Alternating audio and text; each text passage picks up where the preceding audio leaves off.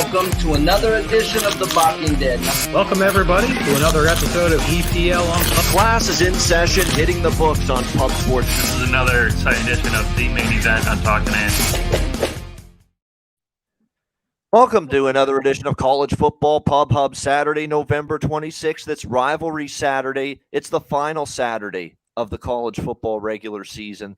And, of course, rivalry games aplenty. An exciting day, as it usually is. We're going to figure out pretty much everything we need with the playoff scenario, conference, who's going to be in these conference championship games. It's all going to be sorted out today. The puzzle pieces will fit once the day is through. Ian Cameron, Conor Mac, and Big Ragoo ready to break it down. And DJ Big Boss will be along momentarily, as well as computers booting up. So he'll join us as soon as he is ready to go. Let's get into it. We will start with Georgia Tech and Georgia. 36-point favorites here, Georgia, 49 the total. This is an easy pass for me. I mean, I understand Georgia being heavily favored like this. They could absolutely name their score against this awful, awful Georgia Tech football team. But it is a rivalry game. It is a game where Georgia, from their standpoint, may not take this game maybe as seriously as Georgia Tech might. For Georgia Tech, I think this is if there is a national championship game for them, this would be it. For Georgia, they've already locked up their spot in the SEC championship game. Margin is not really going to be a breaking point for them.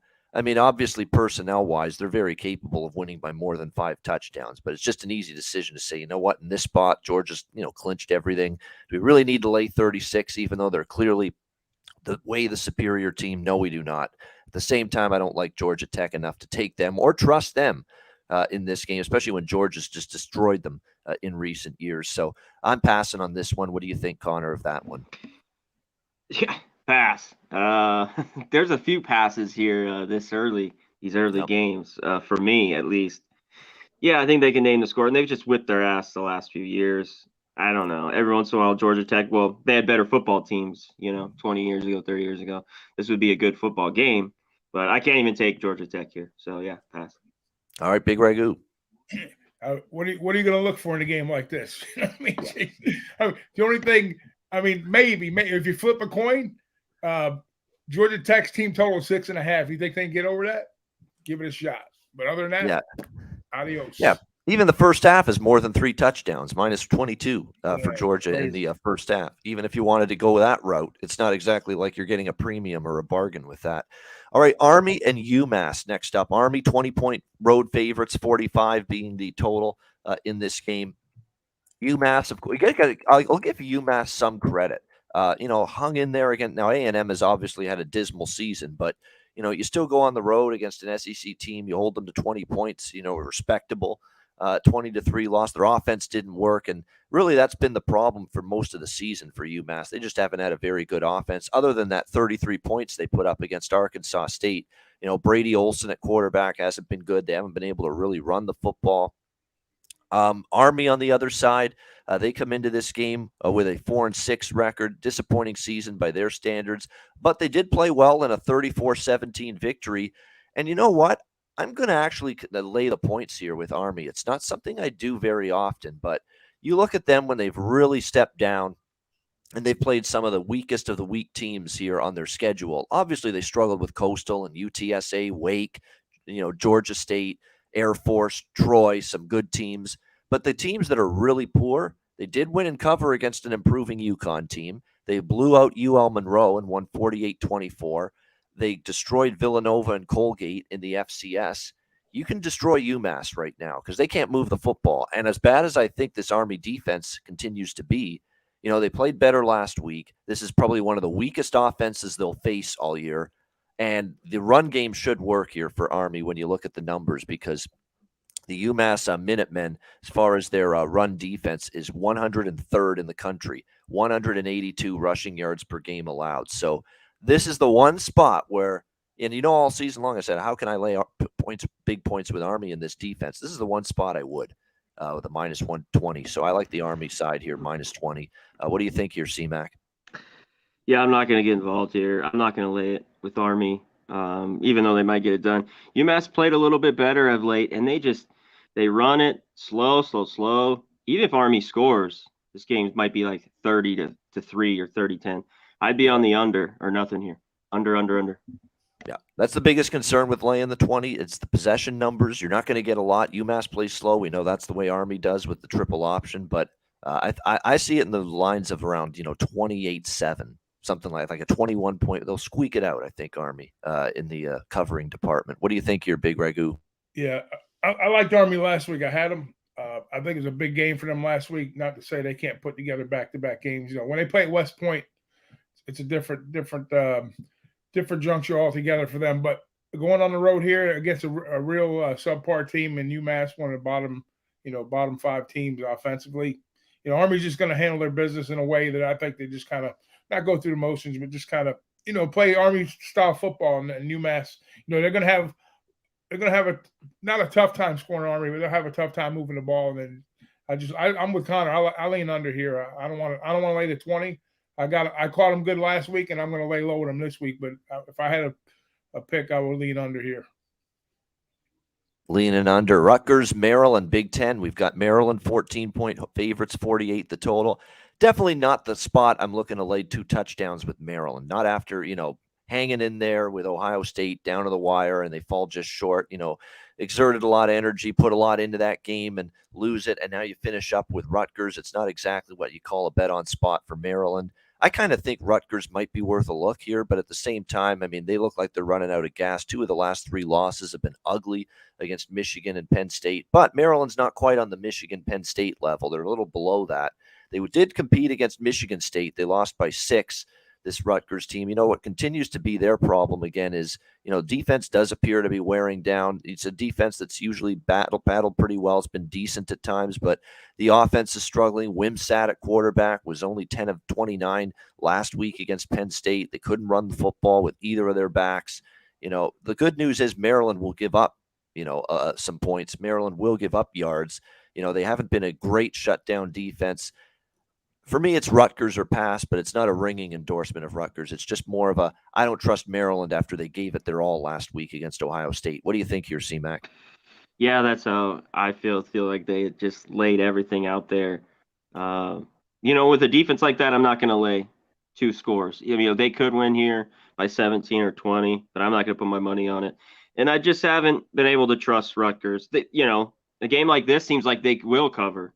Maybe, but I just don't want to be involved with it at all. So it's a pass. Yeah, I mean, it's tough because I want to go against Maryland, but do I trust the struggling Rutgers side enough to trust them? That's the biggest question here. What do you think, Big Ragoo? Yeah, I agree. 3 losses. Wisconsin, Penn State, the big game, Ohio State. For Maryland. How much do they have left in the gas tank? Same thing with Rutgers. Rutgers has the offensive struggles, but I think Maryland will still put a few points up on the board. I was kind of leaning towards the over here a little bit, possibly. If Rutgers can get about 20 points, then I think this game goes over. So, but I don't want to lay the wood with Maryland here either. So I would lean over here in this spot. Yeah, total 49, by the way, in this game. And Rutgers, by the way, 3 straight overs entering this game this afternoon. All right, we got South Carolina, Clemson. What do we get from Spencer Rattler after the game of his career and the game of his life last week against Tennessee? Kicks. Yeah, is it going to be the complete opposite? Because really, honestly, Connor, we've seen bad, mediocre play all season. And then we saw that gem last week out of nowhere against one of the best teams in the country. It was unbelievable. I couldn't believe what I was watching, honestly, that they hung that big 60-plus number on Tennessee. But they did. Can they do it? Can they even come close to doing that again? Probably not. But can they at least just be good on offense against Clemson? Clemson is 14.5-point home favorites, 53 the total. Doesn't it feel like you're walking into a big fat one if you're taking South Carolina here? I know, it's a lot of points to be laying with Clemson, but it just feels like they could. This is either going to be, I think they're right in the game and they threaten to win, if not win outright, or they get clobbered. I don't know if there's any middle ground here with South Carolina today in this one, but I'd be reluctant to take South Carolina after last week. I've got to see it before I believe it. And I like what I'm seeing out of Clemson the more the season goes on. Obviously, they had that stumble against Notre Dame, which was just a dismal game, but they've kind of righted the ship since then. Now, Miami and Louisville aren't world beaters, but still, they crushed both of them by double digits, won and covered at home. They continue to be really good on this home field. Clemson, 3 of the last 4 they've won and covered here in Death Valley. We'll see if that can continue here in this one. Note that Clemson, they've either given up 28 or they've scored 28 or 27 for that matter in a lot of their games lately. And as a result, from a total standpoint, this team has gone 6-3 to the over in their last 9 games. That's kind of the way I lean here. The total's gone up. I agree. I think that's the best way to play it is over the total. I mean, I think you're going to see Clemson really pick apart South Carolina's defense. I think they have the potential to do that because they've certainly done that over the years. 34, 56, 56, 38, and 30 have been the point totals from Clemson the last 5 meetings against South Carolina. So I think Clemson's good for at least in the 30s. You get, something like 20 at least out of South Carolina, you've got a decent chance to get this game over the total. The betting markets agree with that sentiment. The total's going up, and I agree. I think that's the best bet here to make in this game is over 52.5, 53, the current number. What do you think here, C-Mac? Yeah, that's what I was going to talk about. But you mentioned before, Clemson's just owned the South Carolina team the last few years, just whipped their ass. It's South Carolina. It's just the big key after that win. They come out and play good again. I don't know. I'm not going to, bet them. That's for damn sure. But I like the over. Problem is, it's moved over the key number of 52, 52.5, now 53. I still lean that way. I still think it might get over. I don't think South Carolina's defense is that great. But I'm going to pass in the end, even though I lean over. All right. What do you think here, Big Ragoo? Well, I'm not going to talk about the game last week. I just want to touch on something, though, about that game. So when they beat Tennessee, they beat them at their own game because they were less. This time it's going to be a little different because there's a familiar foe here, year in, year out. They get ready for this game. Clemson, to their credit, 4 10-win seasons back, with Dabo. And, they're thinking about North Carolina on deck just a little bit, so they got a shot. They're still thinking playoffs. So, I mean, I'm not saying they're less motivated to go into this particular game, but I think they're going to put it on the back of their defense, just a little bit more emphasis on defense this game.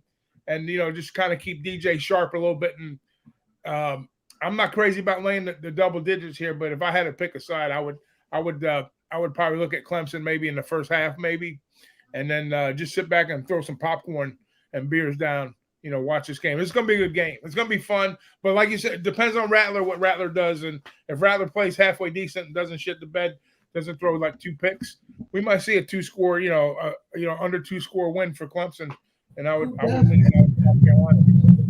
Yeah, that's the big question. I mean, because we didn't see anything close to that level of performance from Spencer Rattler and the South Carolina offense all season, especially the passing game. Until last week. It was just based literally out of nowhere. And so the question you ask yourself is, did they just figure it out and they're going to do something close to that or at least somewhat in the ballpark of that today? Or was that a fluke and was that more bad Tennessee? That's the ultimate question. Yeah, I think it was tied into the running backs, not being available, and they just went out and they just got a quick start and just kept going. So. Yeah, I think they just said we're going to become like an air raid pass heavy offense. And we're going to go from there. We have computer liftoff for our guy, DJ Big Boss. He is now with us. What's up, my friend? What do you think here, South Carolina, Clemson? Look, I was still on mute, man. This computer sent me through a struggle this morning. I don't know what's wrong with this thing, but happy to be here with y'all, man. What we on? Clemson and who? South Carolina, Clemson. Oh, that's going to be a pretty good one right there. I mean, I doubt we get the Spencer Rattler that we got before, but I don't know. It can either go either way right there. It's a difficult situation in that game. I'm gonna just watch it. It's gonna be a beautiful game to watch. Some good ACC action for them and gives them a good chance. I don't know if Clemson is all the way out of the playoff struggle. I mean, if Notre Dame beats USC, then their loss is a little more valued and maybe they got a shot. So Clemson got a lot to play for.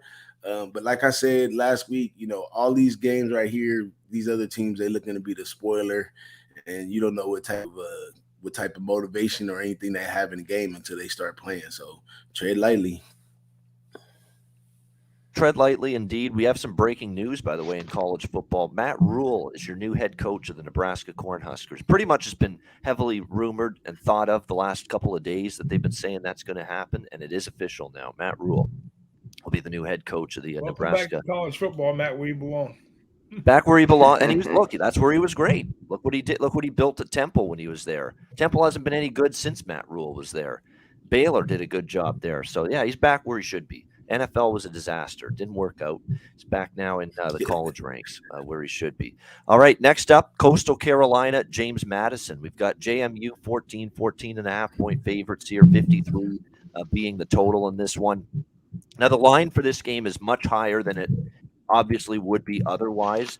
And look, James Madison, you haven't been getting a bargain with them lately. I mean, they've come back down to earth after that red hot start. They're only 2-3 straight up, 1-4 against the spread their last 5 games. And the reason this line is so high is because of the injury to Grayson McCall, a quarterback for Coastal Carolina. That is why James Madison's laying such a big number here in this game. But now, you know what? When you look at this spot for Coastal, they're off that 26-23 win against Southern Miss. You know, that was the first game started by their backup quarterback, Jarrett Guest. They've got an opportunity now to get him ready, right? It's a full, bye week, extra time to prepare. I find this too many points. I think, when you look at Jamie Chadwell, this great head coach with the Chanticleers, he always does a great job preparing his team offensively. He's a great offensive mind. And I think he's going to put this guy in a good position off a bye week, the extra time, where I think they're competitive in this game. I think it's too many points here. Remember, this is still a 9-1 straight-up football team. 3-0 straight up, 2-1 against the spread on the road. I think you're laying way too much here with JMU in this game. And I've been a big proponent of JMU, especially early in the year, but not today. I think it's too many points. I like Coastal here, getting 2 touchdowns in this one. What do you think here, C-Mac? Yeah, because this one go back and forth. Like James Madison just looking horrible the last few weeks, but when they've laid a number like this, it has not been good. This year it's senior day. I get it for this team, but Coastal 2 weeks to prepare. They have 2 quarterback system. The run it, throw it. There's still something to play for. I just think if you can get the 14.5, over the 2 touchdowns, I think this is too much. James Madison might win this game, but I think Coastal can hang around for sure. Too, and look, the offense in the Georgia State game was very good for James Madison, 42-40. But what was alarming to me in that game was Todd Centeio came back from injury. He was solid, but what was alarming was what they gave up in terms of the run game, and that's definitely something you worry about moving forward. And they had made a ton of mistakes as well. In terms of turnovers and penalties and all that. And that's concerning. Coastal Carolina, they're going to want to run the football. And James Madison's had a good run defense all year, but we'll see if it can be as good here in this game. I just feel too many points in this spot with a team off a bye like Coastal. What do you think here, Big Ragoo? Totally agree. Too good of a football team to be hanging that many points upon. Just like you said, the success of the team, a 9-1 team. If this game was played in Coastal, I'd say we would win for the Gipper with Grayson McCall, last game there. But he's going to be on the sidelines. I think he's going to keep this team motivated along with the coach. And I just think they play up. It's a familiar spot for them and not so much for James Madison and FBS play right now. But they're a good, solid football team. But I think it's way too many points to be hanging up on Coastal. Good football team. All right, DJ Big Boss. I'm with all of you guys on that one. Coastal Carolina, they got a little defensive thing going on over here too. So even though they slip up at times, they could play a little defense. I'm always an advocate of, in college sports, maybe one quarterback sit down, it just opens up the light for the next quarterback. And they've been trying to get the next quarterback in gear because they know this was Grayson McCall last year anyway. So they've been putting this together for a while. So it gives them a chance to get a little run with that. That's probably what they're going to have to run with in a bowl game or anything outside of this game. So I think it's a great spot. I think I think the bookies playing games right here. I don't see JMU as being all that excited. I take this one from a high school coach. JMU then went from sugar to shit. There's a couple teams out there that went from sugar to shit, and I'm definitely not following that train today. So I like the Chanticleers as well. All right, I like the over too, guys. The over? Yeah, I agree. I think that we might see some points in this game. There's a bunch of these games that are coming up on the noon schedule, a couple of them, at least Conference USA anyway, there I think could see some points scored in them. That one, yeah, I definitely lean over as well. All right, New Mexico State and Liberty. Liberty, 24-point home favorites, 50.5 the total. This is an easy pass for me. I mean, I can't back New Mexico State with how rough things have been. They've looked awful. But at the same time, is this a spot to lay 24 with Liberty? They're off a crushing loss to Virginia Tech. Virginia Tech's not good this year, but it's still a team they want to beat. And they ended up losing as 11-point favorites, 23-22. They lost outright as double-digit favorites to UConn the week before that. If you've been laying double digits with Liberty the last 5 times they've been favored by double digits, you're 0-5 against the spread. So beware of that. I know they're the much better team here, but they lost outright to Vatech and UConn. They were 24.5-point favorites to Gardner-Webb. They won by a point, survived by the skin of their teeth. 22.5-point favorites against UMass. They only won by 18. And 26-point favorites against Akron. They only won 21-12 by 9 points. So this is just not the right price range for Liberty, especially in this spot off a crushing loss to Virginia Tech and, rumblings that Hugh Freeze might be on the move. And looking for another job. So, looking to get back up the food chain, if you will. So just too much going on to lay it with Liberty. So I'm passing. What do you think here, Connor? Shout out to the chat, everyone in here. Shout out to my guy, Al Jackson. If I do go to the Westgate, I'll take you up on that beer, my man. I appreciate it. Hit the like button. Pass here. Nothing. I don't want anything. I'm not laying it with Liberty. I don't want the points either. Go ahead, Ragoo. All right. Big Ragoo. Yeah, I'm going to pass, but I would lean New Mexico here because, like you said, the struggles for the cover spots for Liberty haven't been good, and the Aggies have been pretty good. They were like 4-1 ATS their last 5, so they got a little momentum going, but nothing to write home about. No, I mean they can hang within 17 or 14 here, and they could still lose by 30. That's the tough part with this New Mexico State team. What do you think here, DJ Big Boss? Yeah, it's a pass for me as well. But I think historically with New Mexico State, by this time of the year, a lot of those guys be checked out and they really out of it. I mean, they've been going through the same losing seasons with no hope for so long. So if I had to lay it, I would just lay it because I'm pretty sure New Mexico State is checked out. Yeah, that's exactly what makes this a difficult game to handicap. These last games of the regular season, don't try to be Dr. Fraser Crane. If you're not sure if a team's going to show up or not, yeah, it's okay to pass. All right, next up we've got Georgia State Marshall. Marshall 6.5-point home favorites, 45.5 being the total in this game. Georgia State, obviously, there's a huge class difference defense. Marshall's got a great defense. Georgia State doesn't have a defense. So that's the big difference here. So for that reason, I'd probably lean Marshall. But at the same time, Marshall's offense been pretty shaky all season. So it's what's going to give this bad Georgia State defense, which is horrible, or this Marshall offense, which has not been overly explosive or dynamic at any point all season. That being said, they've been winning and covering with defense the last 3 weeks, Marshall. Their defense has been so good, holding teams to 21 or less. They've won and covered 3 straight. All of those wins by at least a touchdown against ODU, App State, and Georgia Southern. So less than a touchdown, I lean Marshall, but I don't like it enough to bet it. What do you think here, C-Mac? Yeah. Oh, shout out. It's Nuke Worker. Okay. Right on, my man. For sure. Then definitely. If I'm there. And shout out. I cap for dollars. Become a member. And everyone else. $4.99.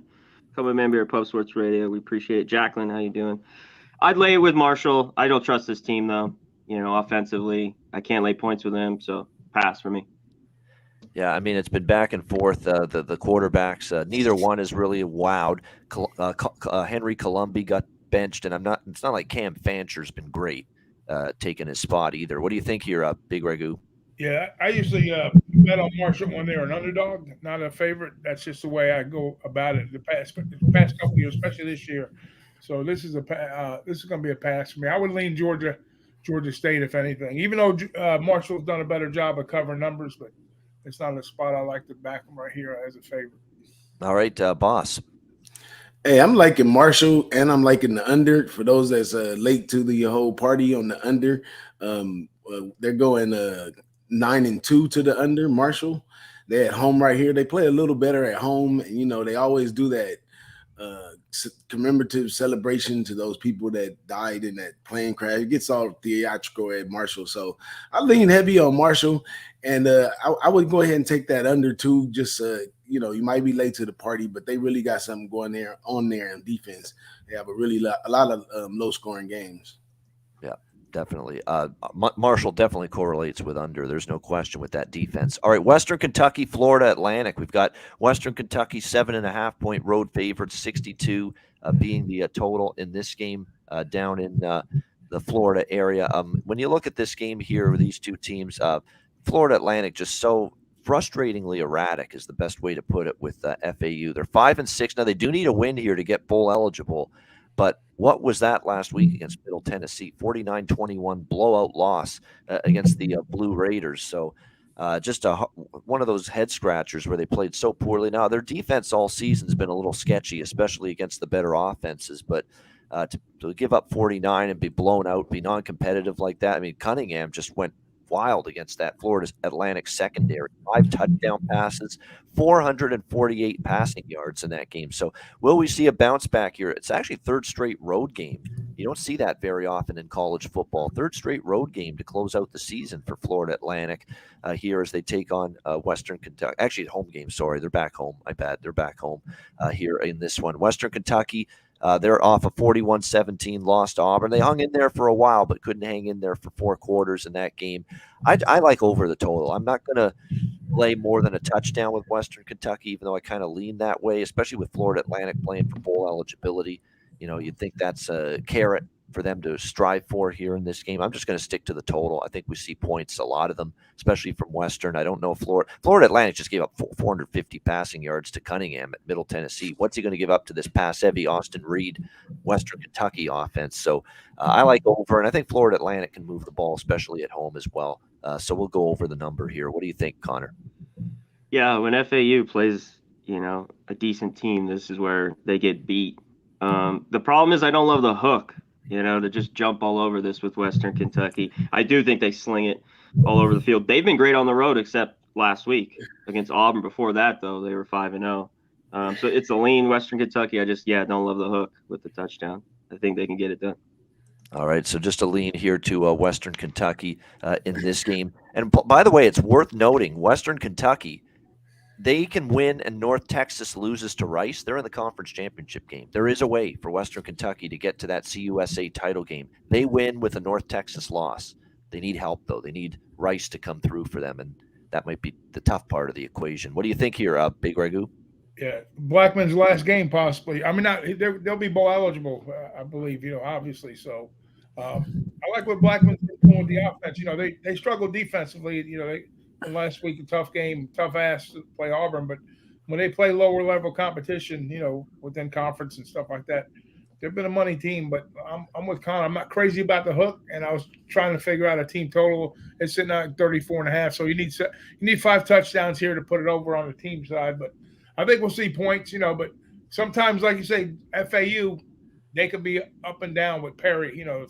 They can lay an egg, or they could go toe to toe. So I'm not sure what I'm going to get with FAU. I know Western Kentucky's going to score, but I don't want to put 35 up. I think they do it. I lean team total over 34.5. The whole team has been frustrating. They're that 5-6 record for Florida Atlantic. It's just such a perfect record for them because that's exactly what they are. They're a mediocre, average 500 team. I mean, that's pretty much what they've been to in the Willie Taggart era. N'Kosi Perry frustrates me. Some games he's just on top of it, and then there's other games where it's just, where did you throw that football? Bad decisions. But the thing is, the backup quarterback is Willie Taggart's son, Willie Taggart Jr., and he actually got a little playing time at the end of that game last week. And I'm like, you know what? Stick with N'Kosi Perry, please. Stick with N'Kosi Perry, because if Willie Taggart's son plays the quarterback position like his dad coaches, I may not want to see him on the football field. So we've seen that happen before. Yes. If it's an apple doesn't fall far from the tree situation, then keep that kid on the sideline. What do you think here, boss? Man, I'm with Connor, man. The hook is just terrible. 7.5 and 3.5 for the whole season has just been horrible. Never know when to pull the trigger on those. Got to have some real insight on that one. But I do lean Western Kentucky, in the game, and I'm not too sure about that over y'all talking about it. I see that these teams are Western Kentucky is 4-8 to the under, and FAU is 4-7 to the under. So, but this time of season, those under marks to me, they don't lie. That lets you know that somebody plays a little bit of defense. So I don't know. It's a high number, 262.5. I'm not sure about the total on that one, but I'm gonna let y'all be the masters of that. All right, we've got Old Dominion, South Alabama next up at noon Eastern. South Alabama, 15.5-point favorites, 47 the total. South Alabama's in the same spot in their conference as we just talked about with FAU not FAU, Western Kentucky in theirs. They need to win and get help to be in the conference championship game. South Alabama needs a win, but they need a Troy loss as well to get in the Sun Belt championship game. But still, they got to, and Troy won't play until later. So South Alabama is going to come to the field today and say, hey, we need to win. We need to get the job done to keep our championship hopes alive. So with that in mind, I think they can roll this Old Dominion team. They've got no offense right now. It's been a brutal run for this Old Dominion squad. They haven't scored more than 17 points in 4 straight games. Terrible. And they've been lost 5 straight. The last 4 losses by 14, by 12, by 34, by 13. You know, they've been blown out in a lot of these games. It's a big number, but I laid it with the Jaguars here. I think there's a huge difference with these two teams, and I think they have a chance to extend the margin. And again, Troy won't play till later, so they're going to come to the game here today saying, hey, we want to be in the Sun Belt title game. We got to take care of business, and I think they'll take care of business decisively. No offense for Old Dominion. If they fall behind like I expect them to, they don't have the catch-up offense right now. They can't run the football at all. Wolves under constant pressure because of a bad offensive line. I think South Alabama rolls in this one. What do you think here, C-Mac? I agree. It'd only be lay it here with South Alabama. Old Dominion all of a sudden can't score, and that's not good. I'm not crazy running to the window here with South Alabama, but I think they do. I think you lay it here, pass. All right, Big Ragoo. Yeah, if you look at the Old Dominions, they play in a lot of unders because they can't score. You know, Wolf run that offense. Bradley on the other side, you know, they light up the scoreboard. So yeah, this is an easy play. South Alabama takes them to the woodshed today. All right, boss. Yeah, I'm with y'all on South Alabama. I mean, ODU, I would say they went from sugar to shit, but they was never sugar. They coming out, they previewed nice on paper. I think they had 8 returning on offense, I believe, and then starting to play, the offense was terrible and the defense was a little better. They hung in there for the first few, and they got to be checked out by now. So I think South Alabama rolls them up. Yeah, a shout out, to Craig Wood in the chat with the bet splits. You know, the percentage of the bets, percentage of the money. I see he's putting them in the chat. See, I don't focus on that too much, but it's still another piece of the puzzle. It's good, still good info to know. It doesn't, like I say, that shit doesn't really factor in my own decisions, but yeah, it's still good to know exactly where the money is going in a bunch of these games. How about where's the money going in this next game? It's the I think the last game of the noon Eastern kickoffs. Big 12, West Virginia, Oklahoma State. Oklahoma State 7.5-point home favorites. Total down to 60. It looks like 61-60 from 66.5. Now we've got a whole bunch of questionables here for Oklahoma State. Spencer Sanders is questionable. The running back is questionable as well for this game. And I think that may be playing into the fact that West Virginia is taking money. I do agree with it, though. I mean, I do think we're going to end up seeing West Virginia competitive in this game. It's not easy, to trust West Virginia's defense. But again, we just saw Oklahoma State's offense just completely move the ball, and then just not get anything out of it last week repeatedly against Oklahoma. And now Sanders might not be a go. West Virginia's coming off that 48-31 loss against Kansas State. So again, their defense is problematic. But, you also see that they beat Oklahoma.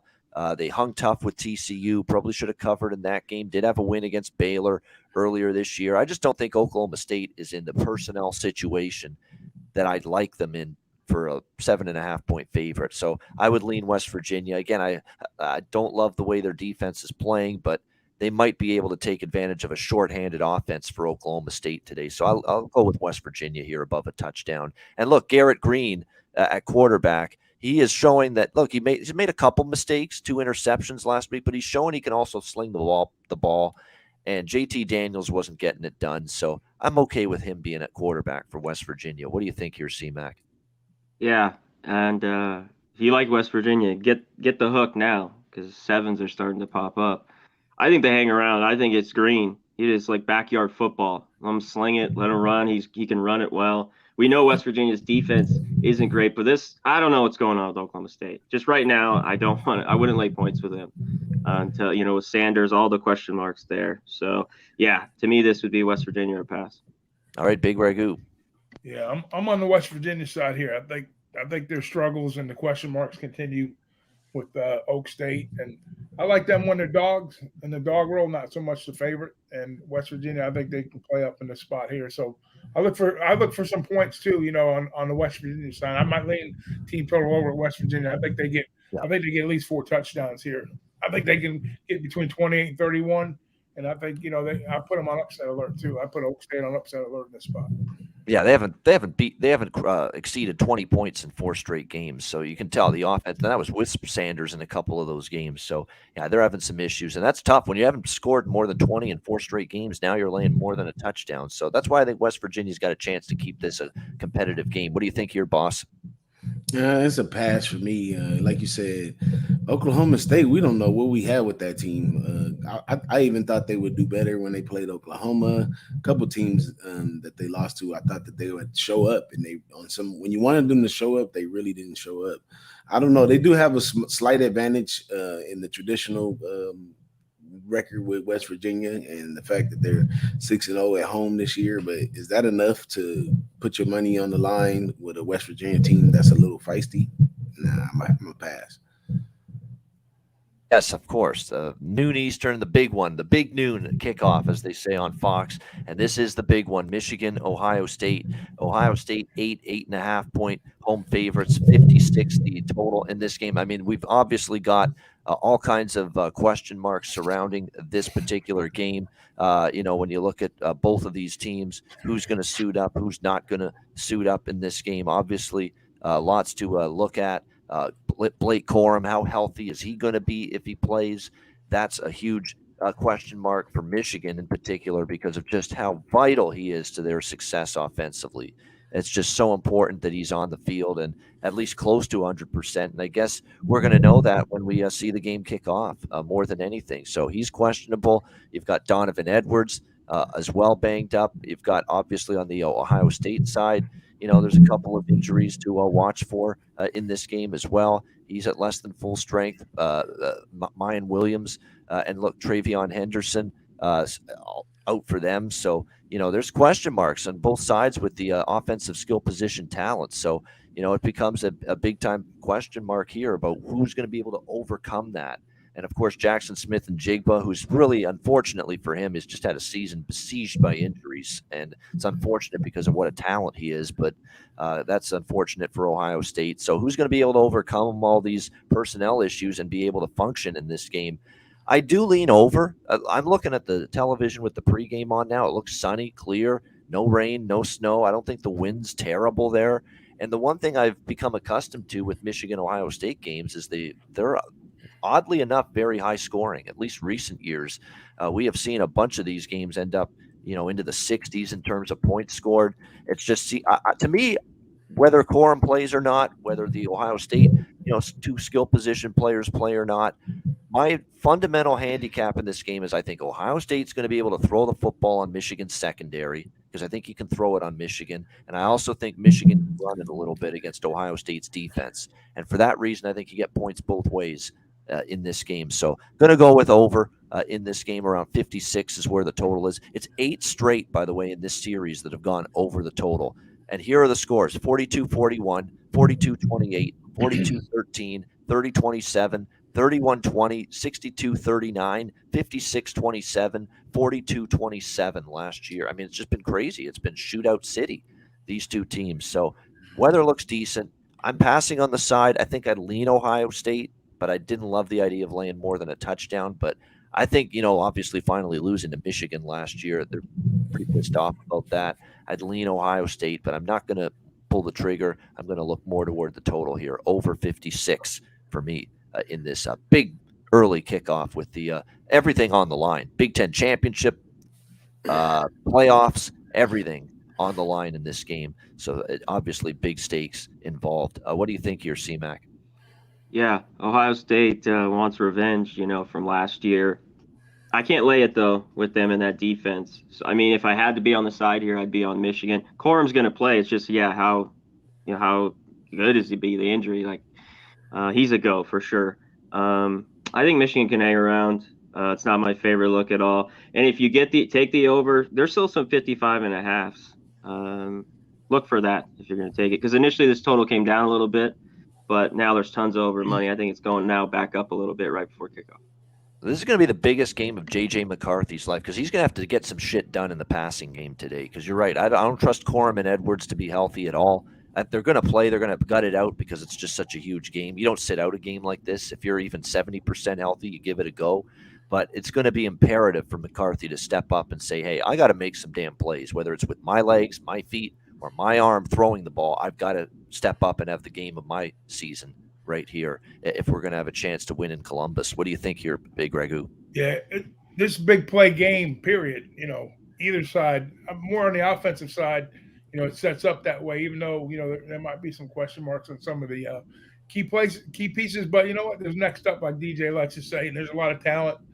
Ohio State always recruits well. There's going to be next up guys that are going to fill in and get the job done. So absolutely, man, this is my highest rated total play of the day on the over, and I think we see mid to high 60s in this one with ease. This is not going to be your Iowa-Wisconsin game. This is a ball busting, open the front door, kick it in type football game. So they're going to get it done.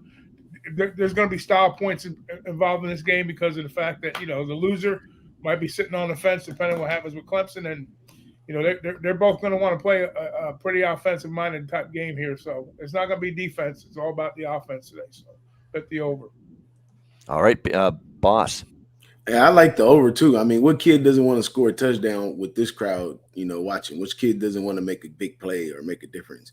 But if you open up this game right here and you really try to find the edge, you'll be all night because there's too many different shades and too much stuff to look at. This is one of those games you just got to man up and choose a side. You know what I'm saying? So I'm gonna choose Michigan plus the points. Reason being is just like I unleashed a lot of my little tricks last week, man. I told y'all that all of the dogs would win in the Big Ten, and all of them won except for one. And then, they always it's just a conference that's constantly trying to kick a leg out of the other one. So give me the dog, give me the points, and I also like that over 2. All right, East Carolina and Temple. We've got ECU 10-point road favorites in this game, and the total sitting at around looks like 51.5 right now in this game. Give me Temple here. I mean, I was sickened to my stomach watching East Carolina last week. What the fuck was that? It was total no-show against a Houston team that's been disappointing all year. They didn't even show up last week. Now I'm going to lay 10 with them. You better be. You're kidding yourself if you think I'm going to do that. Temple continues to battle. Don't be fooled by that score last week with Temple Cincinnati 23-3. You're going to think, it's Temple, horrible performance. When you're -4 in turnovers, it's going to be a bad day, and that's exactly what happened for Temple. They just turned the ball over. Fixable, correctable mistakes, correctable things. If they take care of the ball today, Warner's playing okay. The son of Kurt Warner, he's not a bad quarterback, and I don't trust East Carolina here on the. They didn't show up last week for Senior Day, for fuck's sakes. Senior Day against Houston, and they laid an egg like that. You're going to trust me now on the road against Temple, little old Temple? East Carolina's going to give a shit now all of a sudden? No. Give me Temple here, plus 10. They're live. They might even win the game outright. I might even sprinkle a little on the money line. Ehlers continues to disappoint too. Kind of an overrated quarterback. I've given him a lot of praise, but I've not been enamored. The Cincinnati game, he couldn't make a play when the game was there to be won, and he was absolutely terrible last week against Houston. Give me Temple in this one. Lean over as well. What do you think, Conor? Yeah, I want to take Temple. I don't know if I can. Ehlers was horrible. They just quit. I mean, 3 points against the Houston defense. Yeah, I think they just gave up. That's not just you played bad. You gave up. You quit. Exactly. Yeah, they quit. I think they played better, but they haven't been great on the road all year. So I want nothing to do with this one. All right, Big Ragoo. Yeah, I'm going to pass on this spot here. I mean, I know they're bowl eligible. ECU is. Temple doesn't have a shot. So, I mean, it's their last game, the home game. So, I mean, like you said, Warner's not a bad quarterback. Just take care of the football a little bit. And after their effort last week with ECU, the Houston game, like you were saying, it just I know Temple has covered like 4 of the last 5, so I would have to lean Temple, but I'm going to be off of this one. Yeah, they've covered 5 of 6 at home, 5-1 ATS their last 6 home games. Temple. What do you think here, boss? Yeah, that was just what I was about to say. That they're 5-1 ATS at home and they're getting 9.5. That's a treat right there. They're also 7-3 ATS in the last 10. So you got a big ATS good side of a team, and you're getting almost 10 points or 10 points in some places. Get those double digits and let's go, Temple.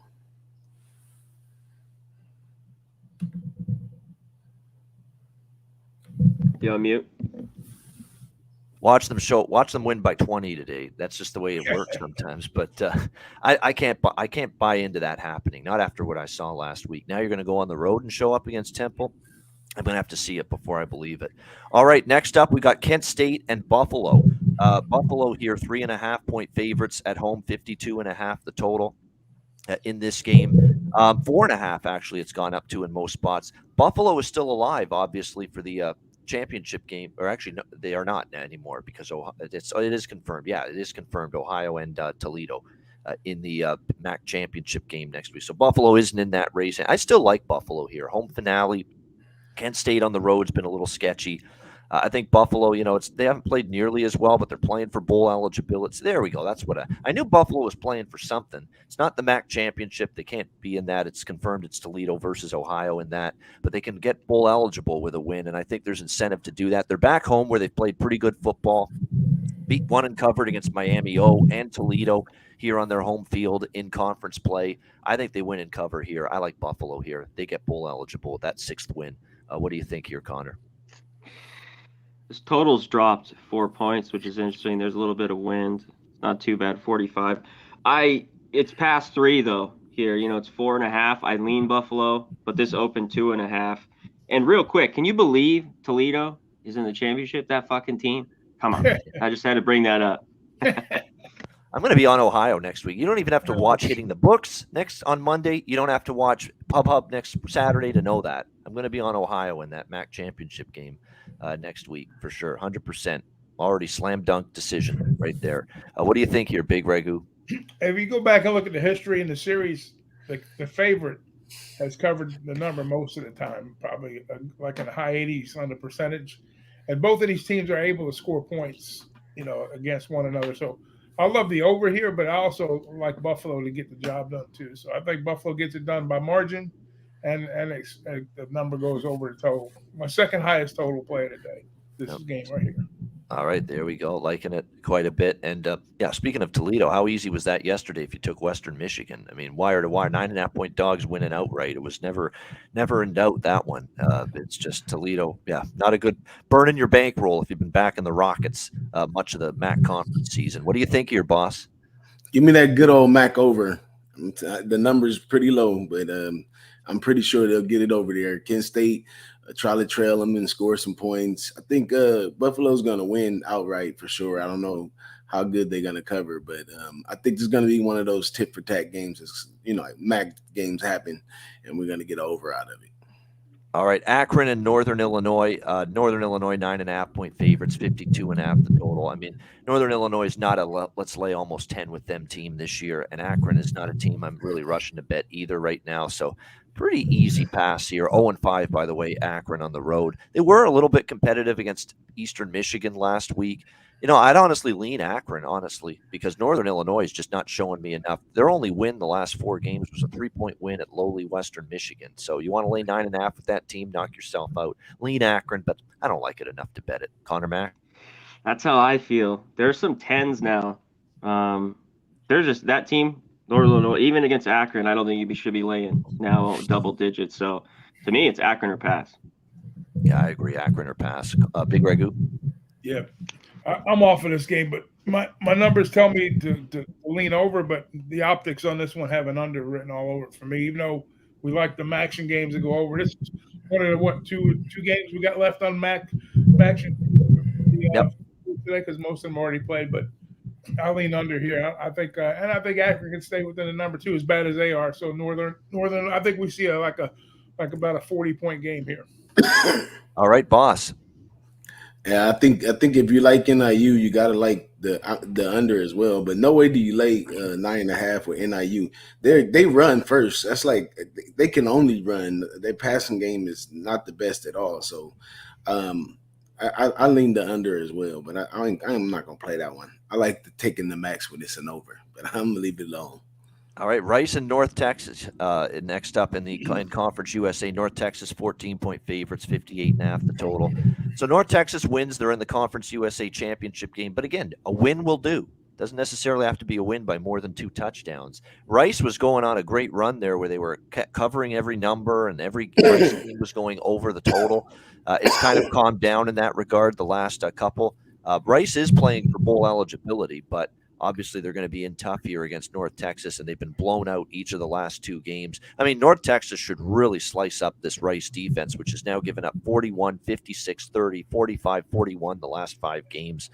They've still been trending over. North Texas has been trending over as well. That's what I like here. Now, the one concern is there's some weather issues. They're saying precipitation, maybe a little wind as well in Denton. Texas for this game. So we'll have to wait and see. At least that was the forecast early in the week. Total's been dropping to 58.5. I think it's because of that. But I still lean over. You know, when it's a Rice game, I've got to lean over the total still.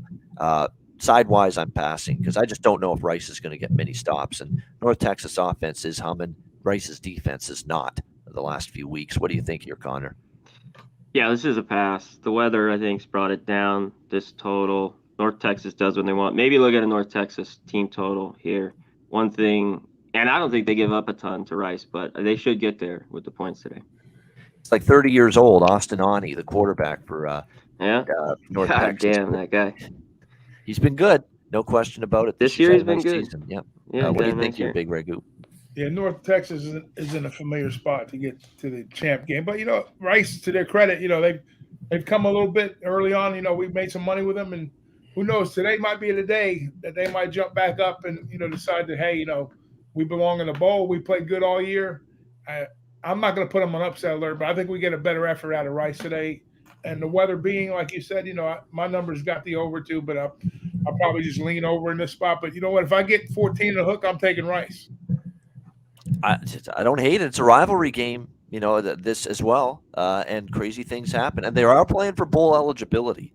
There's something tangible, not just beating North Texas, a rival, but you want to play a bowl game, you got to win this game if you're Rice. So there's something to strive for. So I expect the effort to be there. It's whether they can stop North Texas. Yeah, look how it goes in the first half for Rice and maybe get involved in the second half if it's if they're playing close. Definitely. All right, boss. Total pass for me, man. I don't want no Rice. I don't want no Texas. That's North. I don't want anything to do with that game. All right. The only Rice he's interested in is, the Rice you eat. That's about it. That's the only thing. Next up, you've got Louisville and Kentucky. Next up here, you've got Kentucky. What is it, 3-point favorites right now in this one? 3-point favorites total in this one. Currently 43. Yeah, it's gone down from 3.5 to 3. I mean, I lean Louisville for sure. Like I said, I'm not ready to lay points with Kentucky the rest of the season after the loss to Tennessee, the loss to Georgia, where they actually did battle. I just have a hard time with this offense laying points with them right now. And Louisville 7-4, you know, they're playing solid football. They've hit a speed bump, you know, against Clemson, but they responded this time against NC State last week, 25-10. Again, I small bet for me, Louisville in this one, +3.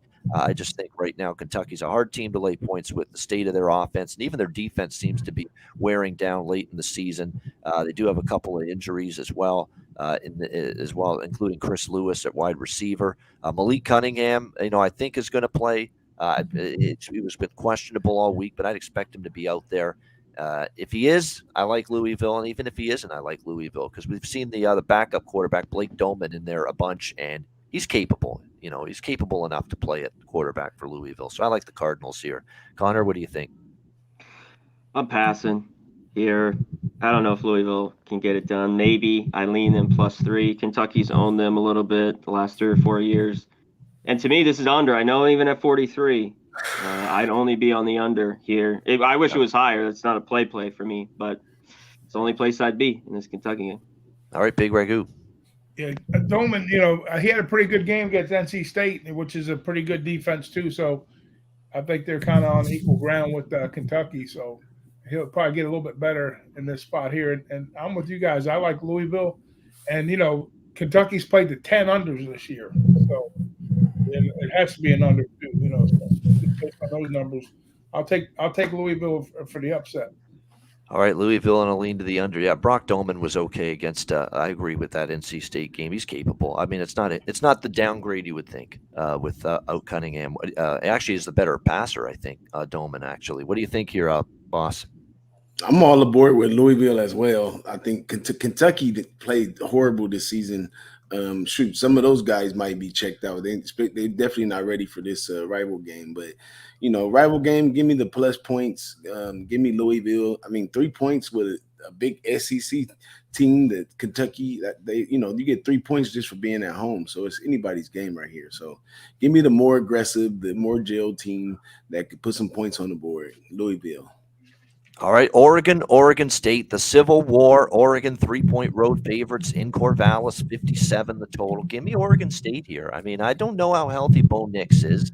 That's number one. That's a key part of this. And look, Oregon with the victory last week, obviously against Utah, they gutted it out, got the victory there in that game. But, Nix is probably going to play, but Dan Lanning was very coy all week saying, we'll see as we get closer to – obviously he was able to go out there on Saturday, but we'll keep evaluating as we get closer to game time.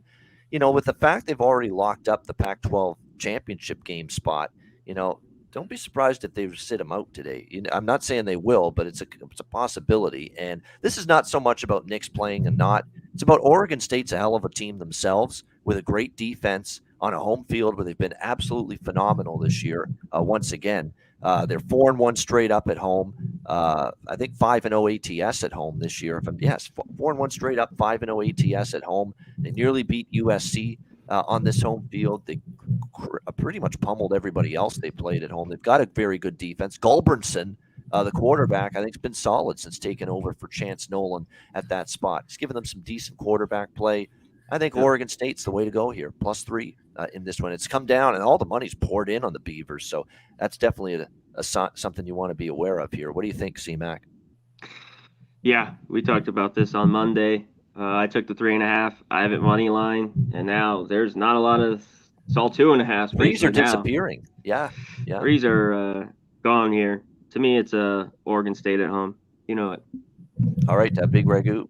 You said Oregon's already in based on tiebreakers, right? If it happens that way. Yep. For the Pac-12 game.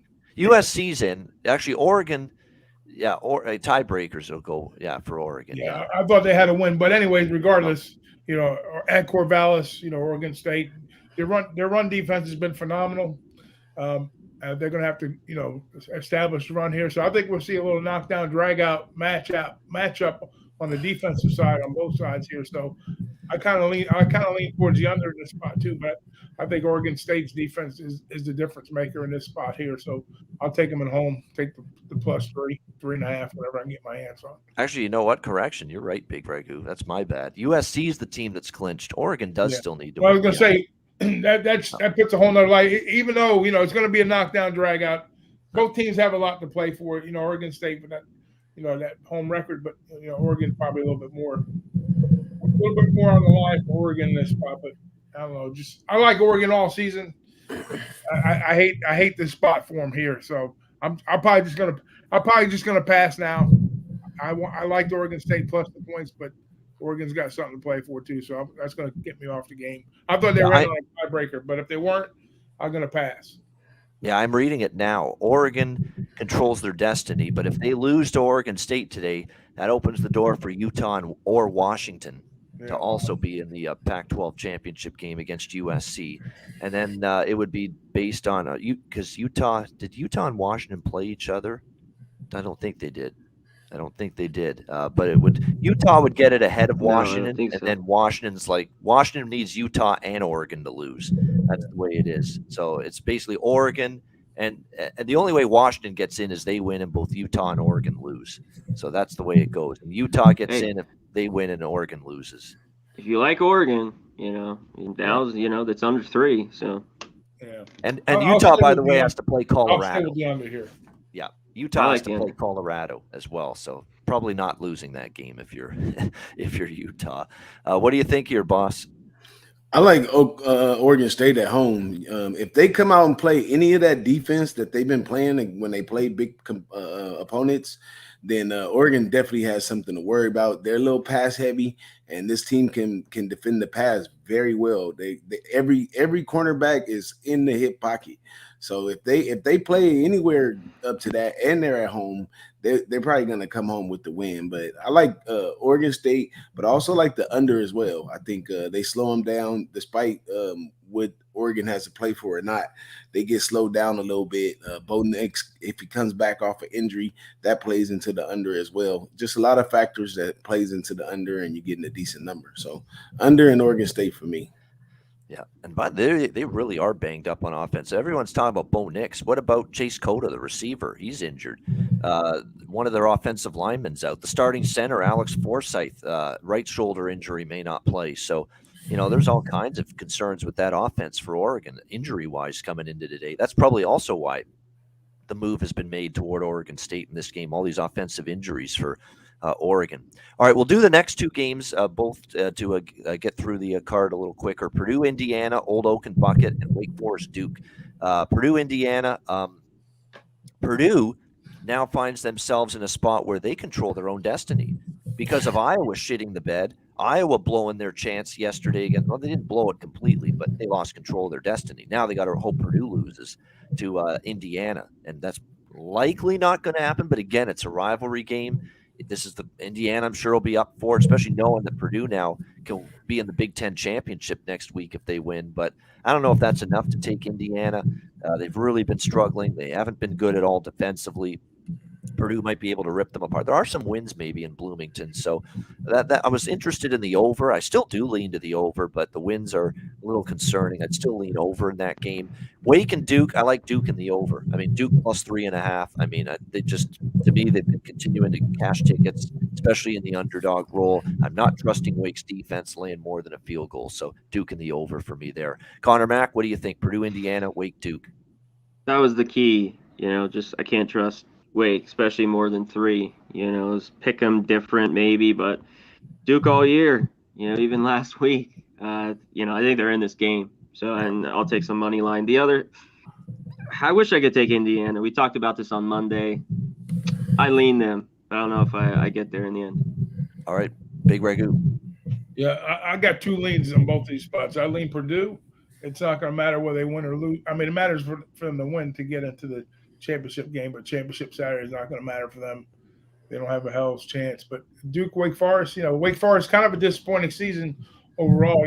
Defensively, they kind of let downs, and I'm all about the over in this spot here. So I lean Purdue, and I like the over here, and I might lean Wake. But as far as the total goes, I like the over. I don't think Wake's going to stop anybody. Whoever has the ball last wins this game. All right, boss. Yeah, I pass on the Wake Duke. It's just too feisty of a game. At one point you would lean over, but Duke's secondary can step up at times too and keep it down. So I'm not pretty sure what I'm going to get out of either one of those. But Indiana, Purdue, I'm pretty certain that Indiana is checked out. I mean, after Michigan, they did cover ATS, but after that, they kind of slid downhill even more. I think they just want to get out of the season. Probably going to catch a bunch of these guys in the transfer portal. So, yeah, give me Purdue. I'll lay the points. All right, laying it with Purdue for boss in that one. All right, we continue along your more 3:30 p.m. Eastern games. 2 in the Big Ten here: Minnesota, Wisconsin, Illinois, Northwestern. I'm passing on Minnesota, Wisconsin. Tanner Morgan may or may not play.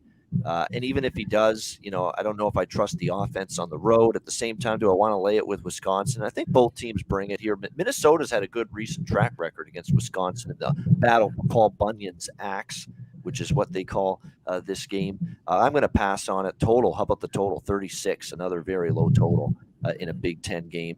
And then we've got Illinois, Northwestern. Illinois, again, win, and with a little help, they could still be in the Big Ten championship game, but it's going to take a lot. I don't know if I trust Northwestern at this stage. Do I want to lay 15 now with Illinois? Probably not. So passes for me, both games. What do you think here, C-Mac? Passes for me as well. I do not want to have money on Minnesota, Wisconsin, or Illinois, Northwestern today. Pass. All right, Big Ragoo. Yeah, I'm going to pass on the mini game, but I'm getting involved with this Illinois Northwestern. I don't think there's no way in hell that Northwestern scores more than 10 points in this game. I think they're looking at a field goal, maybe a touchdown, possibly Illinois. They're going to be in shutdown mode on defense like they usually are, and Northwestern's pathetic. So they'll be lucky if they get a touchdown here and take the under also. So under 10.5 and under full game. Team total under Northwestern 10.5 under full game. There you go. Full game under, team total under Northwestern for Big Ragoo. All right, boss. I pass on the Northwestern Illinois. I wish Illinois is the best. They made me good money this year on unders and covering and all that good stuff. But I'm more interested in this Minnesota-Wisconsin game. Big coaching advantage, I believe, to Minnesota with PJ Fleck versus the interim coach right here. The interim coach, if you take a deep dive into it, he hasn't really played very well against teams that play decent defense. This Minnesota team plays really good defense, only allowing 13 points a game on average. And PJ Fleck, he got what it takes. He showed a lot of sparks early in the season. He had his hiccups here and there, but I think this one he goes out and get one for the Gipper. All right. All right. Very good. And by the way, if there was ever a DJ Big Boss clothing line, we'd have to get that on a T-shirt. We'd sell of his all that good stuff. I love that. It says that quite a bit. All that good stuff. It is and all that good stuff has been cashing Illinois this year. You're absolutely right. They've been very good to me as well. It's been a great team to back. All right. Next up, we continue along here. 2 more games at 3:30 Eastern: Memphis SMU and UAB Louisiana Tech. Memphis SMU, Memphis is playing a little bit better. I'll give them credit here down the stretch. For the first time in a long time, I'm leaning Memphis plus 4.5 against SMU. It's just 2 suspect defenses. Take points in that spot because you really don't want to lay points with either of these teams defensively right now. So I lean a little to Memphis there, plus 4.5. Definitely should see a lot of points. High total 69, but I could only play it over. And then UAB Louisiana Tech, I think La Tech here plus the points is worth a look. I mean, I just think that it's too many for UAB on the road here. Kind of a disappointing season for UAB overall. Not the same defense, not even close. Louisiana Tech, they actually are 3-1 straight up, 4-0 against the spread at home in Ruston. This Louisiana Tech team, and McNeil's been an upgrade at quarterback for them. So I like the over, and I like La Tech there. Connor, what do you think of those 2 games? You just said it. They're better at home. It's been interesting. People are betting UAB here. I just, 18-19, I think is a lot. So I lean with Tech there. And I'm off the other one there. I want nothing to do with Memphis SMU. All right, Big Ragoo. Yeah, I lean over the SMU game. Mordecai, when he came back, they had the big game, and had kind of been blasé since. But I think they could jump up and get some points in this spot. And I love the Bulldogs getting all them points. I think there's way too much money coming the other way on the other side. So I like the Bulldogs getting all the points. That does feel like a lot there. Boss, what do you think? Hey, I pass on the La Tech game overall. I just haven't been that in tune to UAB for the year, nor La Tech. So I'm going to leave that one alone. I really want to take the over in the SMU and Memphis game, but the problem there is ever since SMU did the 140 game, I think that the books had us up against the ropes. They were putting up high numbers and they was going low. So 69 a day, I don't know if I want to sit around and wait for 70. But these 2 teams right here, they will go at it scoring. And SMU's defense is not the greatest, but they kind of shine in some spots. So I'm going to have to pass. All right, nothing wrong with that passing. And you're right, Landry Liddy started the last game for La Tech, but McNeil is back today. So, and like I said, with him back, I think that's their best quarterback they've had this year playing for them. All right, UTEP, UTSA, Troy, Arkansas State. I'm minded for units today. Sorry, Jose Bouquet here at Pub Sports Radio. I'm minded for units. Your team doesn't have to win by 17 or more. You've already locked up the conference championship game spot next week. You're going to see if you play either North Texas or Western Kentucky. I mean, UTSA doesn't have to go out there and drill UTEP. And even if they wanted to, the one thing about UTEP is they play decent defense. I know Hardison is injured, but I don't know if there's a huge drop-off to the backup because, to be honest, Hardison has not had the season we kind of expected of him at the quarterback spot for UTSA. So keep that in mind. UTSA, it looks like they might hold out one of their running backs today, just precautionary because he's banged up. I know they've been playing some good football. They destroyed FIU last week, or Rice, I should say. They destroyed them last week, and Louisiana Tech the week before. This kind of feels like the North Texas game. They were 10-point favorites. They found a way to win. It was a close game. I don't know if incentive is there for UTEP to have, or UTSA rather, to win by a big margin. And this is where I like to back UTEP when they're catching big points. The only other time they were a double-digit dog this season was Boise State. In a non-group Power 5 game, and that was Boise State. They won that game outright. So it's a tough team to get a margin against. They play slow. They run the football. Their defense isn't bad. I think UTEP hangs around. Mining for units today, plus 17 with UTEP there. And I'm passing on Troy, Arkansas State. Troy just needs to win to get in the Sun Belt title game. What do you think here, Big Ragoo? Yeah, I like the under in that UTEP game. I think, like you said, with the pace and the way UTEP goes and handles business, even if they don't jump up and get the number covered, that just because of the way they could either slow the game down or not put a ton of points up. I think it's too many points the other way too. So I like the under, and I lean UTEP on the side, and I'm off to the Ark State Troy game. All right, boss. Yeah, I'm off Ark and Troy as well. I like taking UTEP in this one. Although all of this and that of that game, this is still a rival game. They still have bad blood between those two. I'm going give me the point 17 plus 17. Yeah, and you look at UTEP's last 3 losses: Louisiana Tech, Middle Tennessee, and Rice. Those aren't great teams, but all 3 losses were 11 points or less. It's not like they were completely destroyed in those games. It's a tough team to beat by this kind of margin, UTEP. So that's why I think they can hang around here in this game. Connor's back with us. There he is. Connor, anything for you? UTEP, UTSA, and Troy, Arkansas State. No, too many. I think they're laying too many in UTSA. Yep. What's going on, boss? Yeah, and Troy, lay it with Troy. I think they get it done. Yeah, and obviously they need to just win to get in the Sun Belt title game. All right, Iron Bowl time. Auburn, Alabama. We've got Alabama 22-point home favorites in Tuscaloosa, 50 being the total in this game. I'm taking the plus 22 with Auburn. I said this earlier this week. They've shown a little life, energy, positivity with Cadillac Williams now as their coach, which they didn't really show much of under Brian Harsin.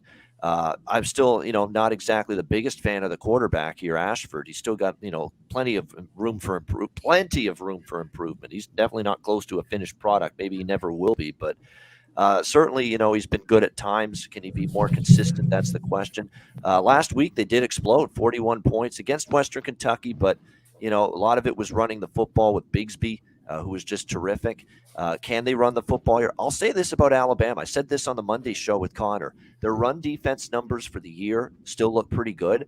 The last 3 games, they spiked up big time. 145 rushing yards per game allowed and 4 yards per carry. That's way up from 107 rush yards per game and 3.1 yards per carry allowed before that by this Alabama run defense. So their run defense is leaky right now.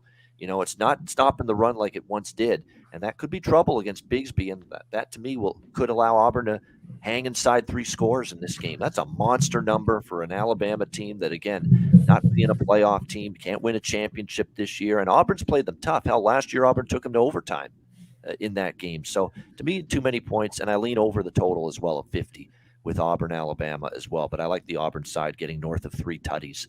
Conor Mac, what do you think? Yeah, we talked about it Monday. I'm betting Auburn here. I think they have everything to play for here. Bama really has nothing. Bama better team. 3 touchdowns? No way. So I think Auburn keeps this game close. Take the 22. Yeah. If A&M can go to Tuscaloosa and be right in the football game, why can't Auburn? What do you think here, Big Ragoo? Yeah, whatever happened to the Alabama first half bets we used to make, right? Yeah. But guess what? We're going to get on the first half, but it ain't going to be Bama. It's going to be Auburn today because Cadillac Williams knows how to run the football, obviously, right? Ex-running back for Auburn. So we'll scheme a plan up to kind of keep total low and, pound that rock. Give me and you can shop around on this because I've seen some 12.5 to 13.5 spots. So if you get 13.5 to 13 points, give me Auburn plus first half. All right, boss. Man, I gotta go against the grain on y'all. This one, I just feel that Nick Saban is a brand, Alabama is a brand. I would never say that they don't have anything to play for. They always got they pride, and they playing at the house too.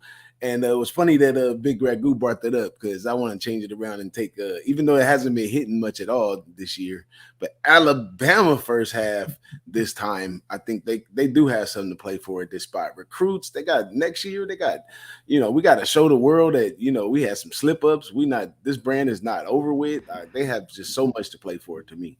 Really? Normally they're playing for playoffs, national championships. Auburn's Are they really playing for something today? When have you seen them? They haven't even been in this condition for years. So how can we determine? Yeah, I mean that's true. Game? So hey, guess you're right, but they're going to get the recruits no matter what. I mean, Alabama, but it's a brand, and when you have a brand, you got to protect the brands by continually to do well. You can't just have a no show just because you're mad because you didn't make it. You got to show up and let them know that okay, I slipped up. I'm not done. I'm coming back. We'll see if they can. They did beat up Mississippi State 30-6 at home a few weeks ago, so they showed they could still win by a big margin at home. We'll see today. I mean, Auburn shockingly could be in a bowl game, believe it or not, if they win today. That's the stunning part, that even after everything they've gone through, including a fired coach, and they still could end up being in a bowl game if they win. But that's a big if, obviously. It's tough to win in the SEC on the road. Yeah, definitely. So fascinating game here. We'll see how it plays out.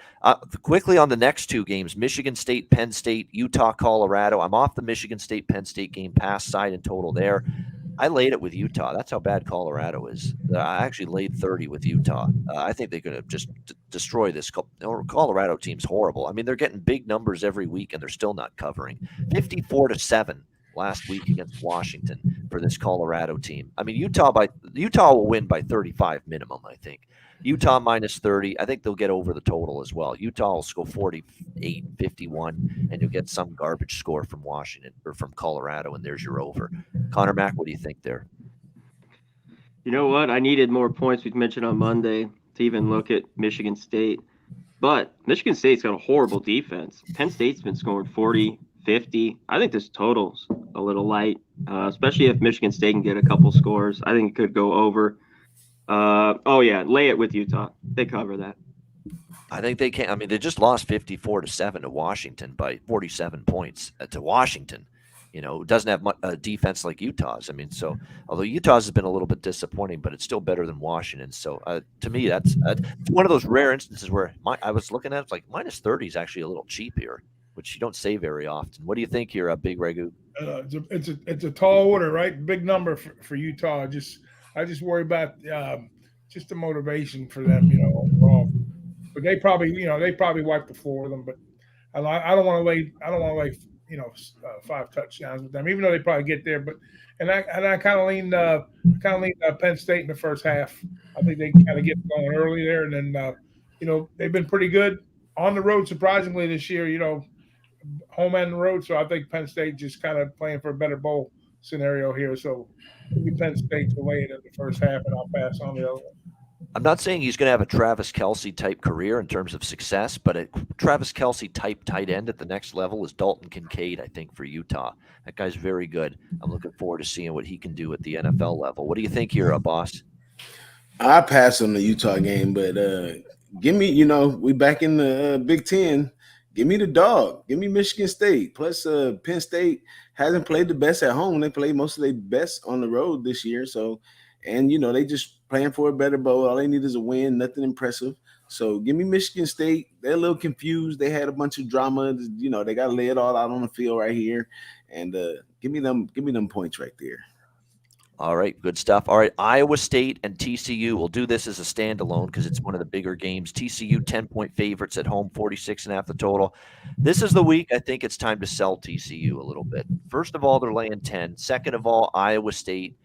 One thing they do is they hang around in many of their games. I mean, they're not a very good offensive team. If they get behind, they're in trouble, but I don't know if they'll ever get to that point. Their defense has actually played admirably all season long. You look at their losses, 4-point loss to Texas Tech, 6-point loss at Oklahoma State.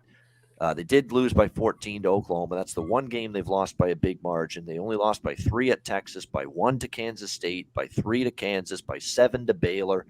just right in every game for the most part, except that one game against Oklahoma. I think Iowa State hangs in this game. Plus 10, TCU off the miracle win. Frantically ran the kicking unit on the field to kick the game winner against Baylor last week. Look, and they're a little bit banged up too still, TCU. I mean, Kendre Miller's going to play, and all their key players on offense are going to play, but I think a few of them are banged up right now, especially after how physical that Baylor game was last week. I think Iowa State plus 10 does enough to hang around. What do you think, Connor? I thought about taking Iowa State. God, can this team score today? If they can score, they're in this. So that's just the big question in the end. There's not great weather, too. Looks like it's going to rain. I'm staying away from TCU. That's for sure. All right, Big Ragoo. I'm going to go in on TCU. I think it's been a magical season for them. I think they keep it going. And, we've talked about this many times with Iowa State, they hang around, 2-3 point games. That's their forte. But today, I don't know, the line makers are telling us something on this particular spot.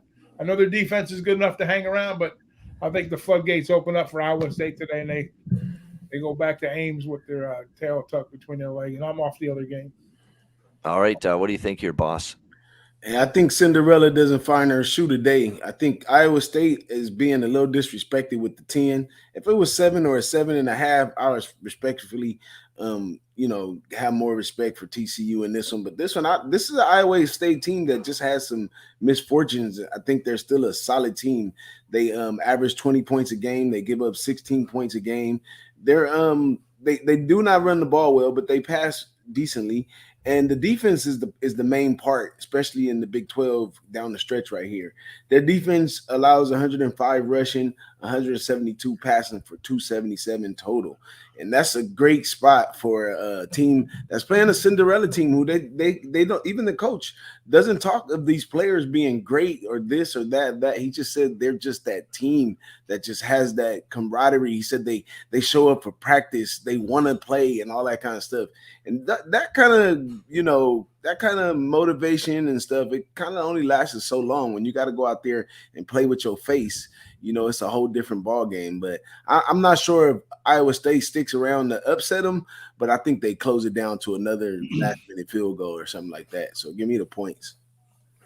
Yeah, someone in the chat. Yeah, McCarthy's playing. Oh, yeah, McCarthy's good to go for Michigan at quarterback. He's definitely. Hey, give me the total over 27.5 points, too, with TCU. There you go. All right, team total over. All TCU for Doc here with the Iowa State TCU game. All right, next two games, both of them in the Sun Belt here, ULL, Texas State, and Southern Miss, ULM. I like Southern Miss. I mean, they're only laying 2.5, 3 against ULM. They're going for bowl eligibility. They're the better defensive team. UL Monroe is not good defensively. Southern Miss is. Southern Miss struggles offensively, but I think they can find enough to get the job done today. I think they get that 6th win, bowl eligibility. Wilkie, their quarterback's a little erratic, but they got Frank Gore Jr. Chandler Rogers is the better quarterback, but the much better defense is Southern Miss. And I think that's the difference. They win and cover as short road favorites there. And then ULL, Texas State, lean ULL on that defense because I don't trust Texas State's offense right now to move the ball, but I don't feel as strong about that. What do you think, Connor? Yeah, I wonder if Monroe can do it because I just know with Southern Miss, run it. So that means lean to the under in that game. The other one, I would need over a touchdown to even think of Texas State. Lafayette, though, has not been good on the road. Just don't trust Texas State enough. I was thinking about them earlier in the week, but in the end, I'm going to be off. And bowl eligibility on the line for the Cajuns, by the way, in that game. What do you think here, Big Ragoo? Yeah, I've been pretty unlucky with Southern Miss. As good as they played, covering numbers, 8-3 to the number. I think I've lost all 3 of those 3 losses somehow. But I've been unfortunate. I like them. They play defense. They play tough games. I think this might be a spot though they can get one for the Gipper here. So you know what? I'm coming back with you guys. You guys owe me some money.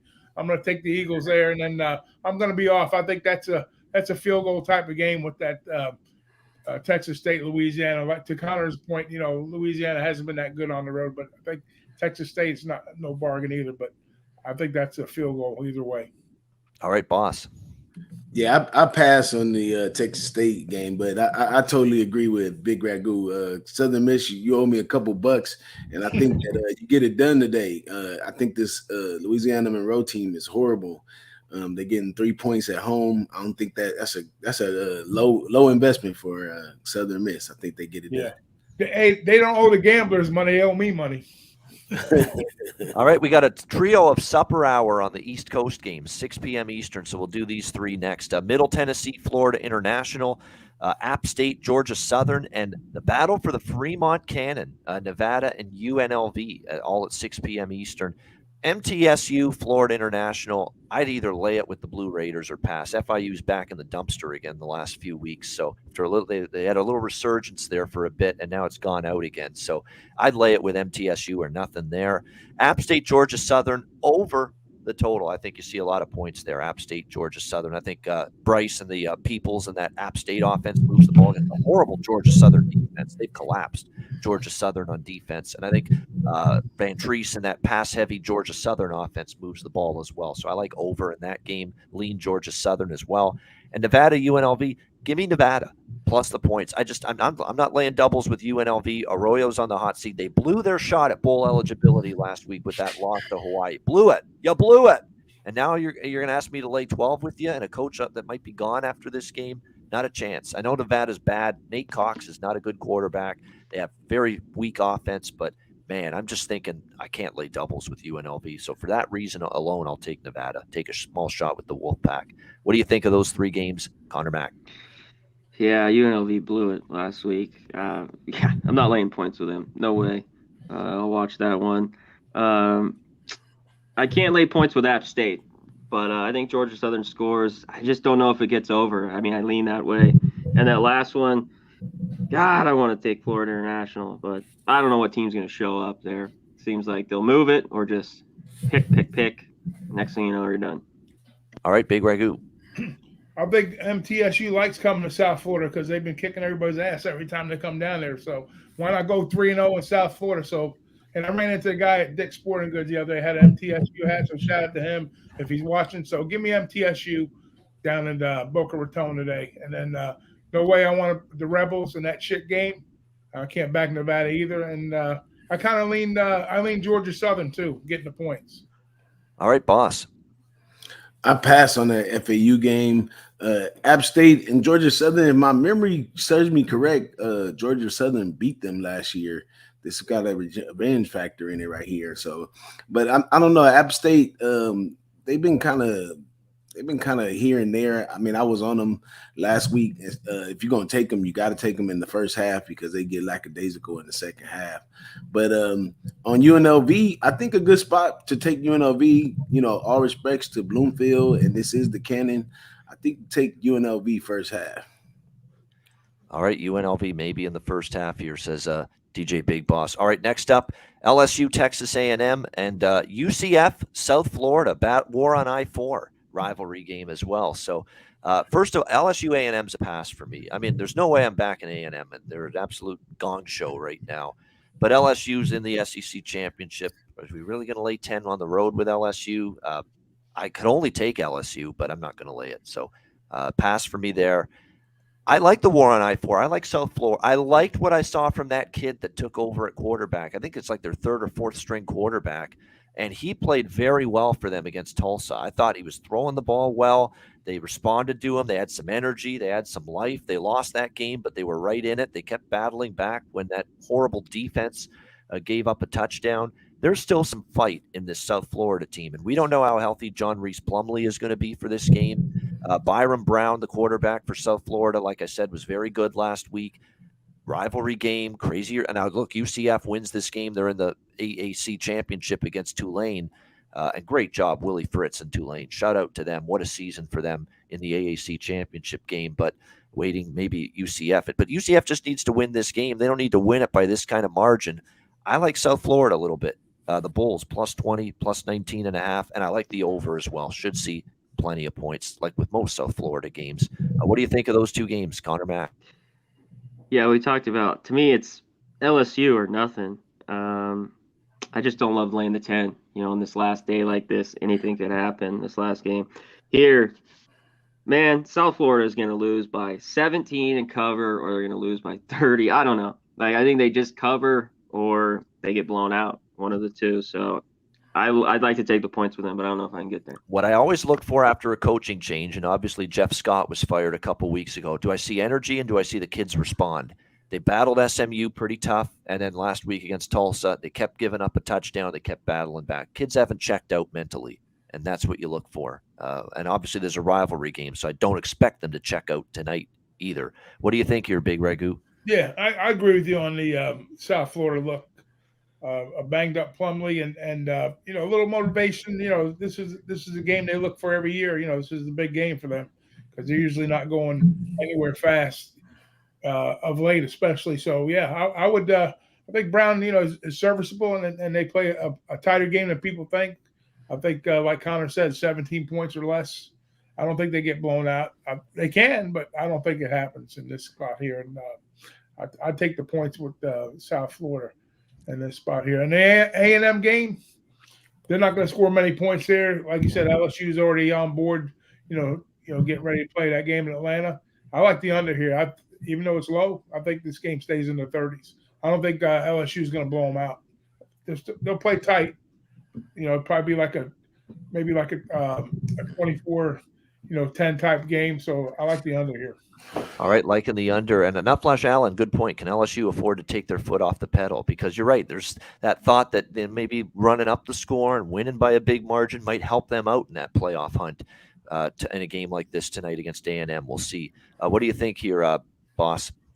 Yeah, I pass on the South Florida game, but I think I back LSU with minus the points.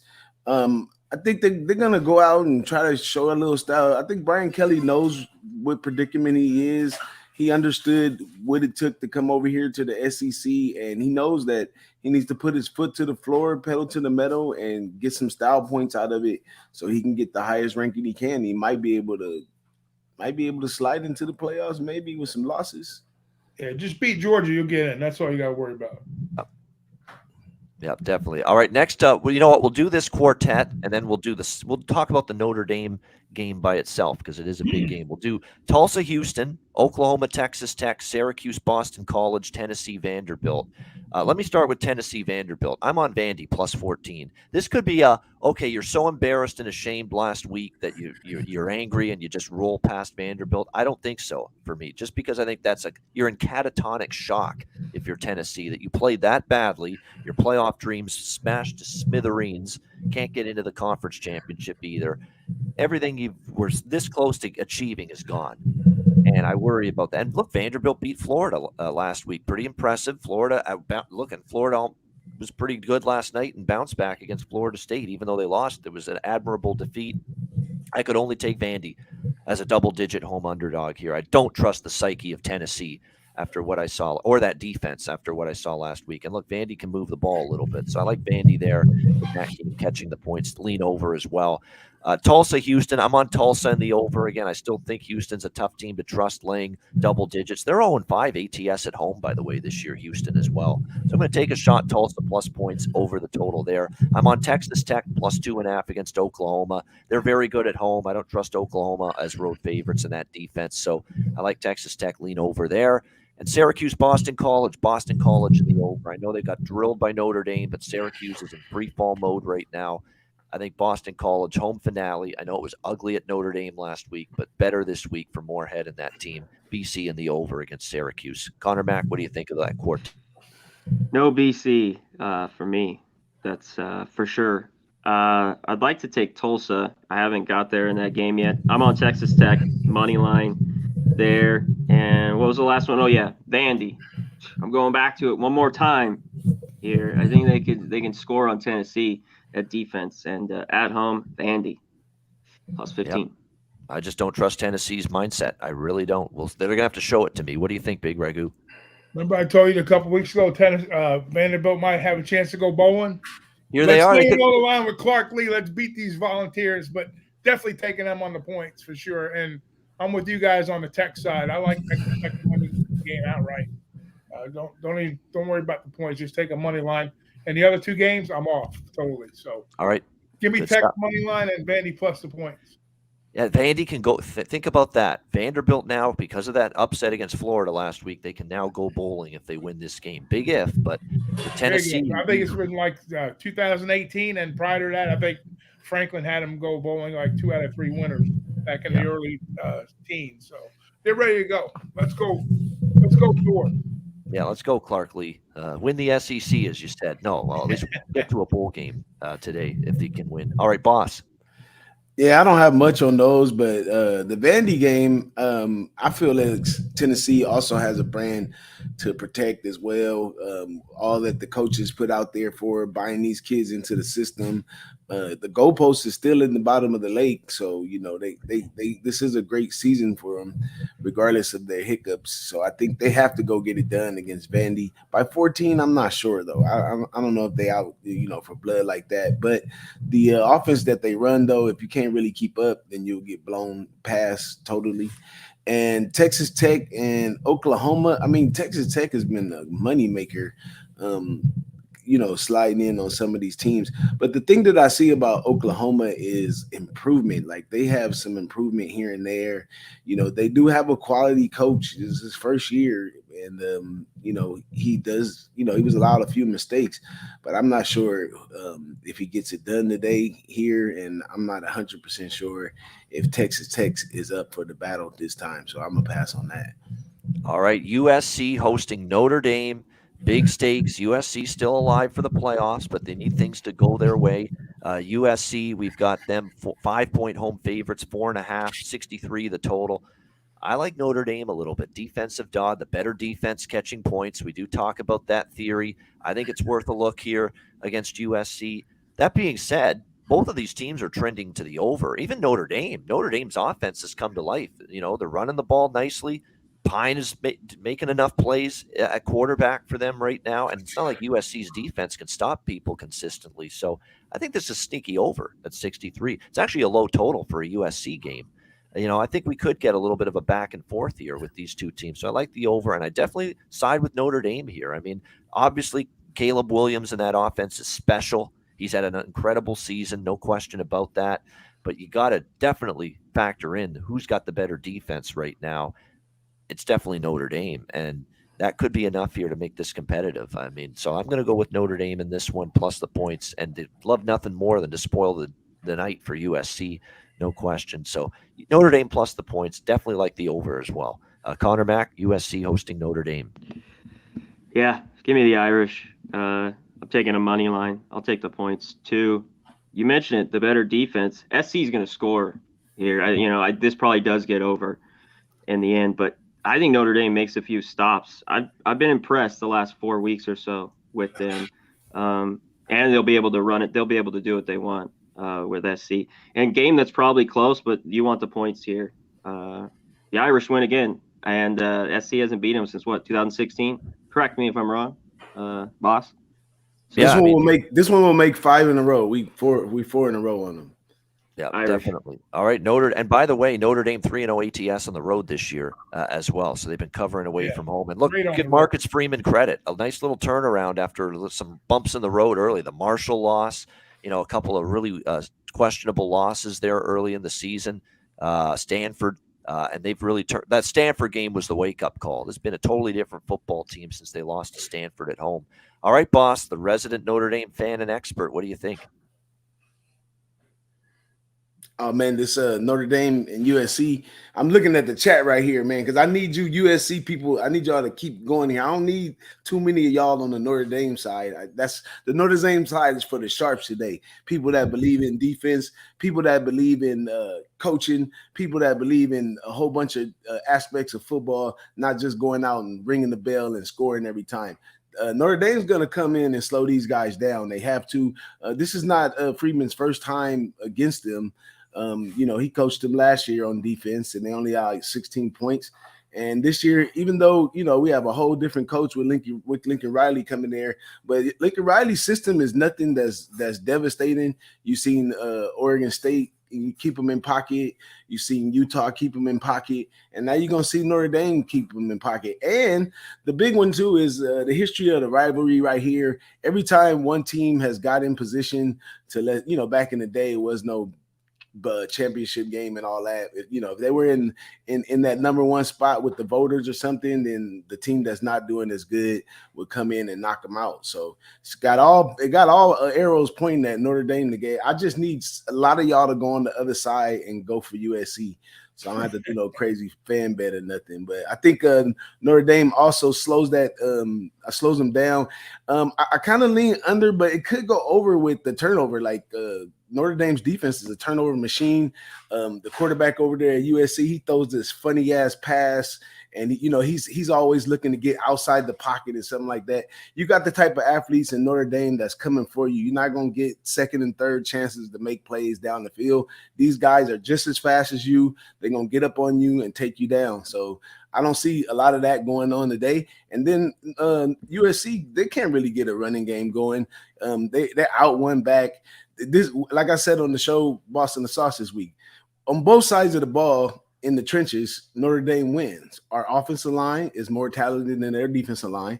Our defensive line is more talented than their offensive line. So we got the trenches sold up, and I don't see how SC gets away from us in this spot right here. It's our last game. We're coming to the West Coast. It's nothing but good weather, fine women, and weed after this. You know what I'm saying? So I think Notre Dame does a good job today and puts it down for the team. I rarely come on here boasting and bragging about my team, or even, I usually do a fan bet or something like that. But today I got to put 10 toes down, and I'm all Notre Dame. I've been getting hate mail all week.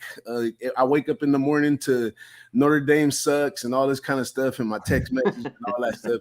It's been going on for like 20 years now with my buddies and stuff. I believe it or not, I've been offered tickets to the game for free twice for this game, and I turned them down. They told me I'm scared, but I said, man, we're gonna get in a lot of trouble. All the FUSCs, I'm gonna tell, especially if we win, I'm gonna really be in there.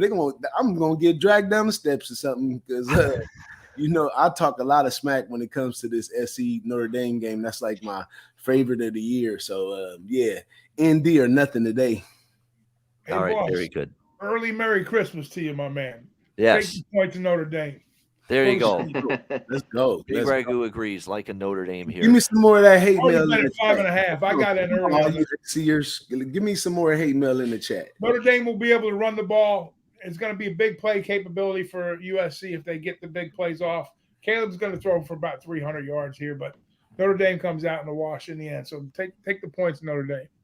Let's go. All right. Big Ragoo has been the sensei of Notre Dame all year. I've been the scary one, but he's been the sensei all year. But yeah, I expect a great game today.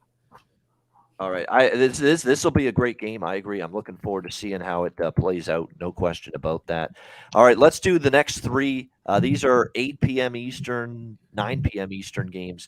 We have Kansas State, battle in the Sunflower State, Pitt, Miami, and Air Force, San Diego State. Let's start with Kansas State. Kansas State, 11.5-point favorite, 62.5 total. I hate to do it to Kansas. They've been my team most of the year, but this team's hit the wall. They've run out of gas. They're really banged up. Kansas State just destroys them year in and year out. I'm on Kansas State, and they need to win to be in the Big 12 championship game next week. So I like Kansas State to roll here. Lean over the total as well, I think. But Kansas State will probably do most of the scoring. And like I said, I don't mind Will Howard. It's time to trust this guy at quarterback. He's played well in the absence of Adrian Martinez for Kansas State. So Kansas State laying the points for me, and I lean over the total. As far as Pitt, Miami, I know Miami's playing for bowl eligibility, but that's still no reason for me to trust Miami. And it ain't back in Miami. I know that. It'd be Pitt or pass for me. I think the total might just sneak over the total. I mean, 43, especially for that Miami defense, which is pretty bad. I think it could creep its way over the total there, 43.5 Pitt, Miami. And I'm on Air Force. Now, I know they struggle with San Diego State. They have had a really tough time historically against the Aztecs. You actually go and look. They have had a really tough time beating this football team.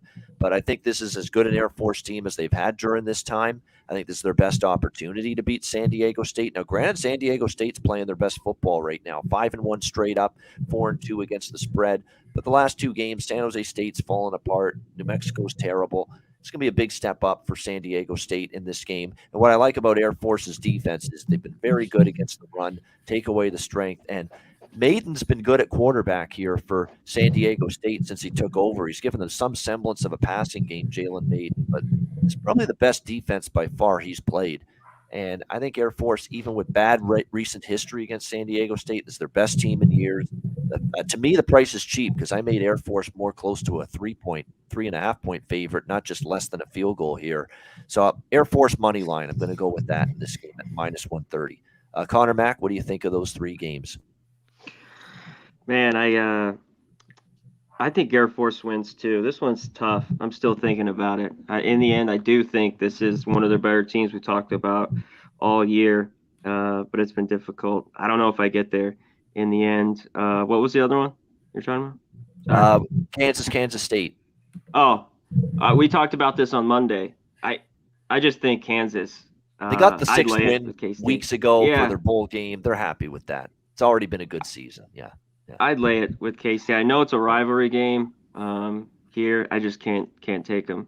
And the last one? Pitt, Miami. Oh, fuck. That's why I wanted that out of my mind. No way. Pass. I'd take Pitt before Miami, 100%. But just a lean there. What do you think, Big Ragoo?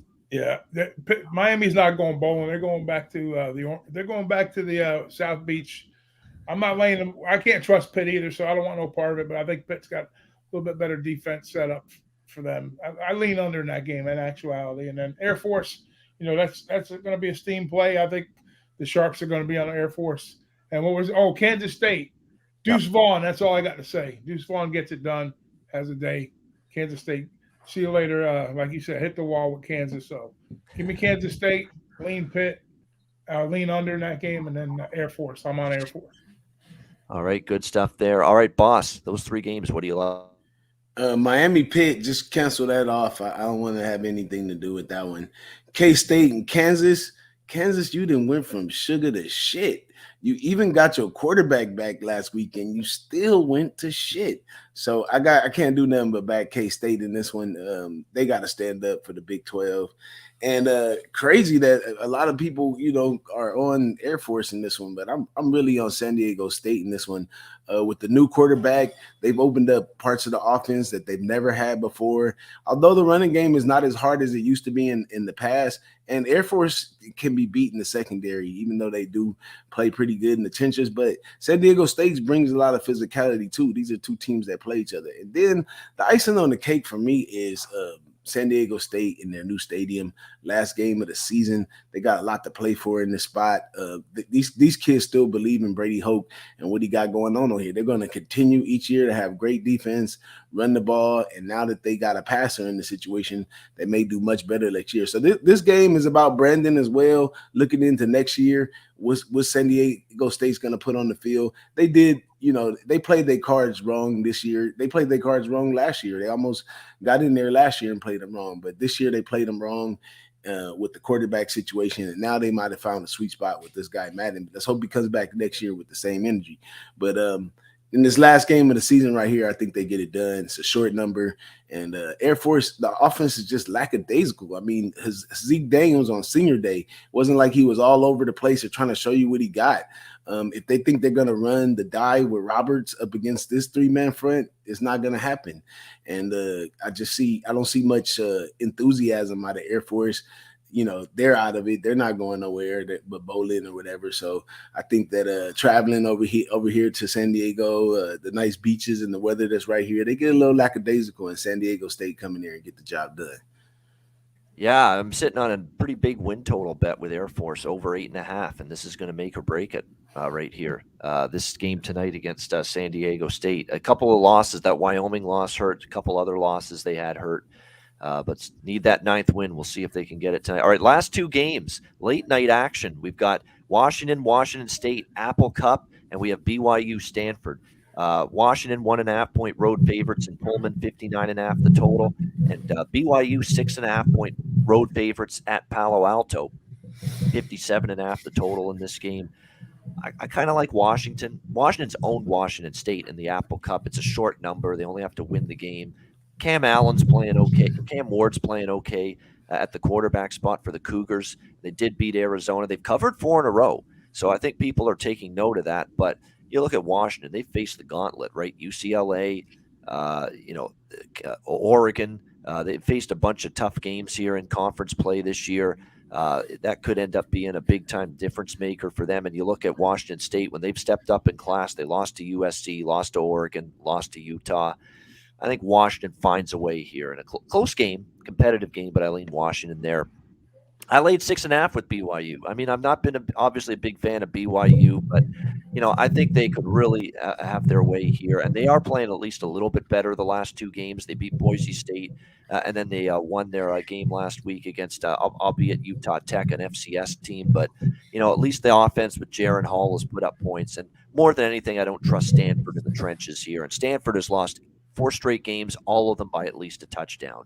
And you only have to lay 6.5 here with BYU. So as much as this has been a disappointing season for BYU, I think tonight will be good vibes for the Cougars tonight. BYU, I'll lay the 6.5. Connor, what do you think of those two? Yeah, all this BYU money, this line won't move to 7. Man, I like 7. I like Stanford the other way, especially if I can get the 7. In the last game, man, it should be good here. There's a bunch of under money coming in. Washington State. Washington's been so great to the over, though.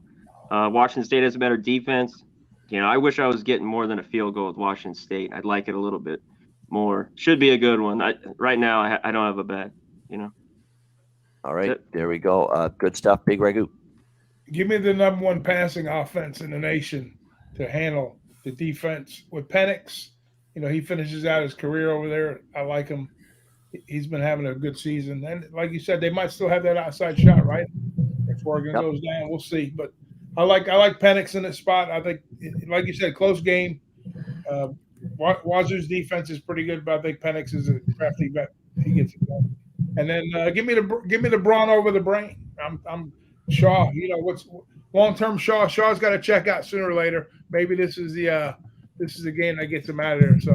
And BYU's disappointing season, like you said, with Hall and the skill position players. They've been playing better of late, though. So I like BYU here too. So give me BYU and Washington both to cover. All right, yeah, I agree. I think, but despite a disappointing season for BYU, they'll find a way tonight against Stanford to win by at least a touchdown. Maybe this is it to send David Shaw out the door. What do you think here, boss?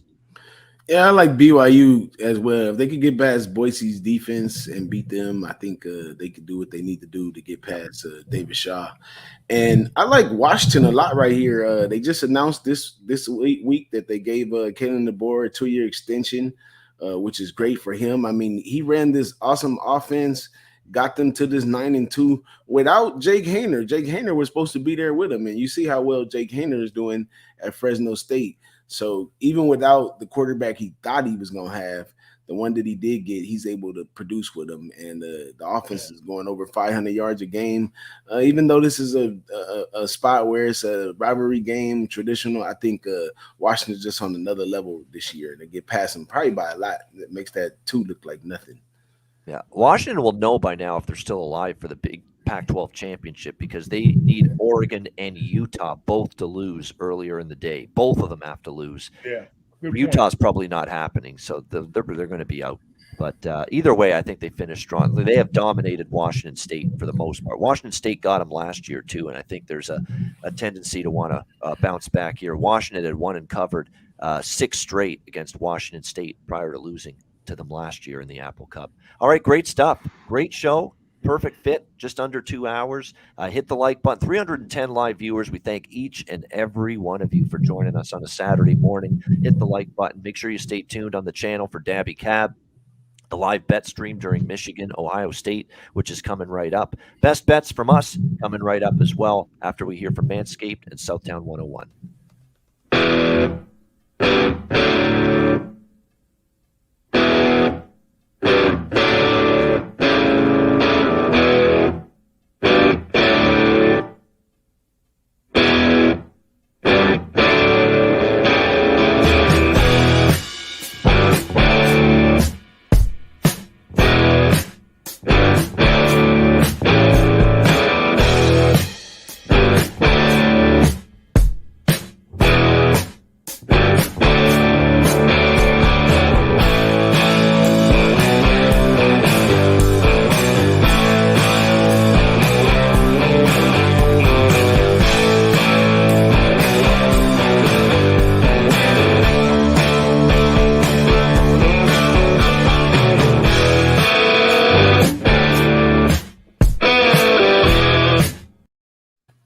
Southtown 101, when you're in San Antonio, Texas, stop in. Great food, drinks, live music, DJs, karaoke, Southtown 101 and manscaped.com. Promo code PubSports.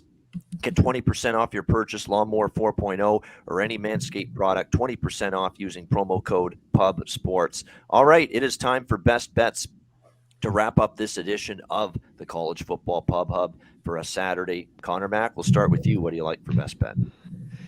Well, I like a couple. One of you guys might be on the other one, so I won't use it. But I'm on Auburn, plus 22.5 here. Iron Bowl, too big. They keep it, even if they get beat three scores. Give me Auburn. And you'll probably know if you guys are on the other one, but rip it. There you go. Auburn plus 22 in the Iron Bowl against Alabama. Best bet for Conor Mac. Big Ragoo, best bet. I went back and forth with this one. I was leaning La Tech as the best bet, but you know what? I feel like a horseshoe. The Golden Horseshoe up at Columbus. Let's take the over in the Michigan State and the Michigan Ohio State game. I think that game flies over the total. All right, and that one is coming right up as well. Michigan, Ohio State, over 56. Best bet for Big Ragoo. DJ Big Boss, what do you like? Best bet. Well, I had to go where I've been doing good, and that's in the Mountain West. I called it last week with Boise, the under, and also that late Utah State game as well. So I'm gonna stay in the Mountain West. Although many people disagree with this Air Force game, I really like San Diego State right here. So give me San Diego State. All right, there we go. San Diego State for DJ Big Boss for his best bet here for this Saturday slate. And my best bet for this Saturday slate, let's see points being scored in USC Notre Dame. I like that over quite a bit. I mean, both teams all of a sudden, like I think people are sleeping on how good Notre Dame's offense has suddenly been the last few weeks, really since the Clemson victory. Much better. They'll move the ball against USC's defense. USC's defense doesn't shut anybody down. On the flip side, Notre Dame's defense is the better defense, but USC is just so good offensively, they will not get neutralized. They will not get shut down completely. In fact, they'll still probably put up a good amount of points, and I think we'll get enough to go over that number of 63. So USC, Notre Dame, over 63. That will be my best bet here for this Saturday college football slate. And that'll wrap up this edition of the College Football Real quick, Pub Hub. that's my other one. Take the Irish. They're covering. Take a money line. Like the Irish as well, plus 5.5. And I agree with that. That's unanimous. That's the consensus play of the day, I would say. Bingo. Yep, that's a good one tonight. That's a good old one, as Conor Mac likes to say.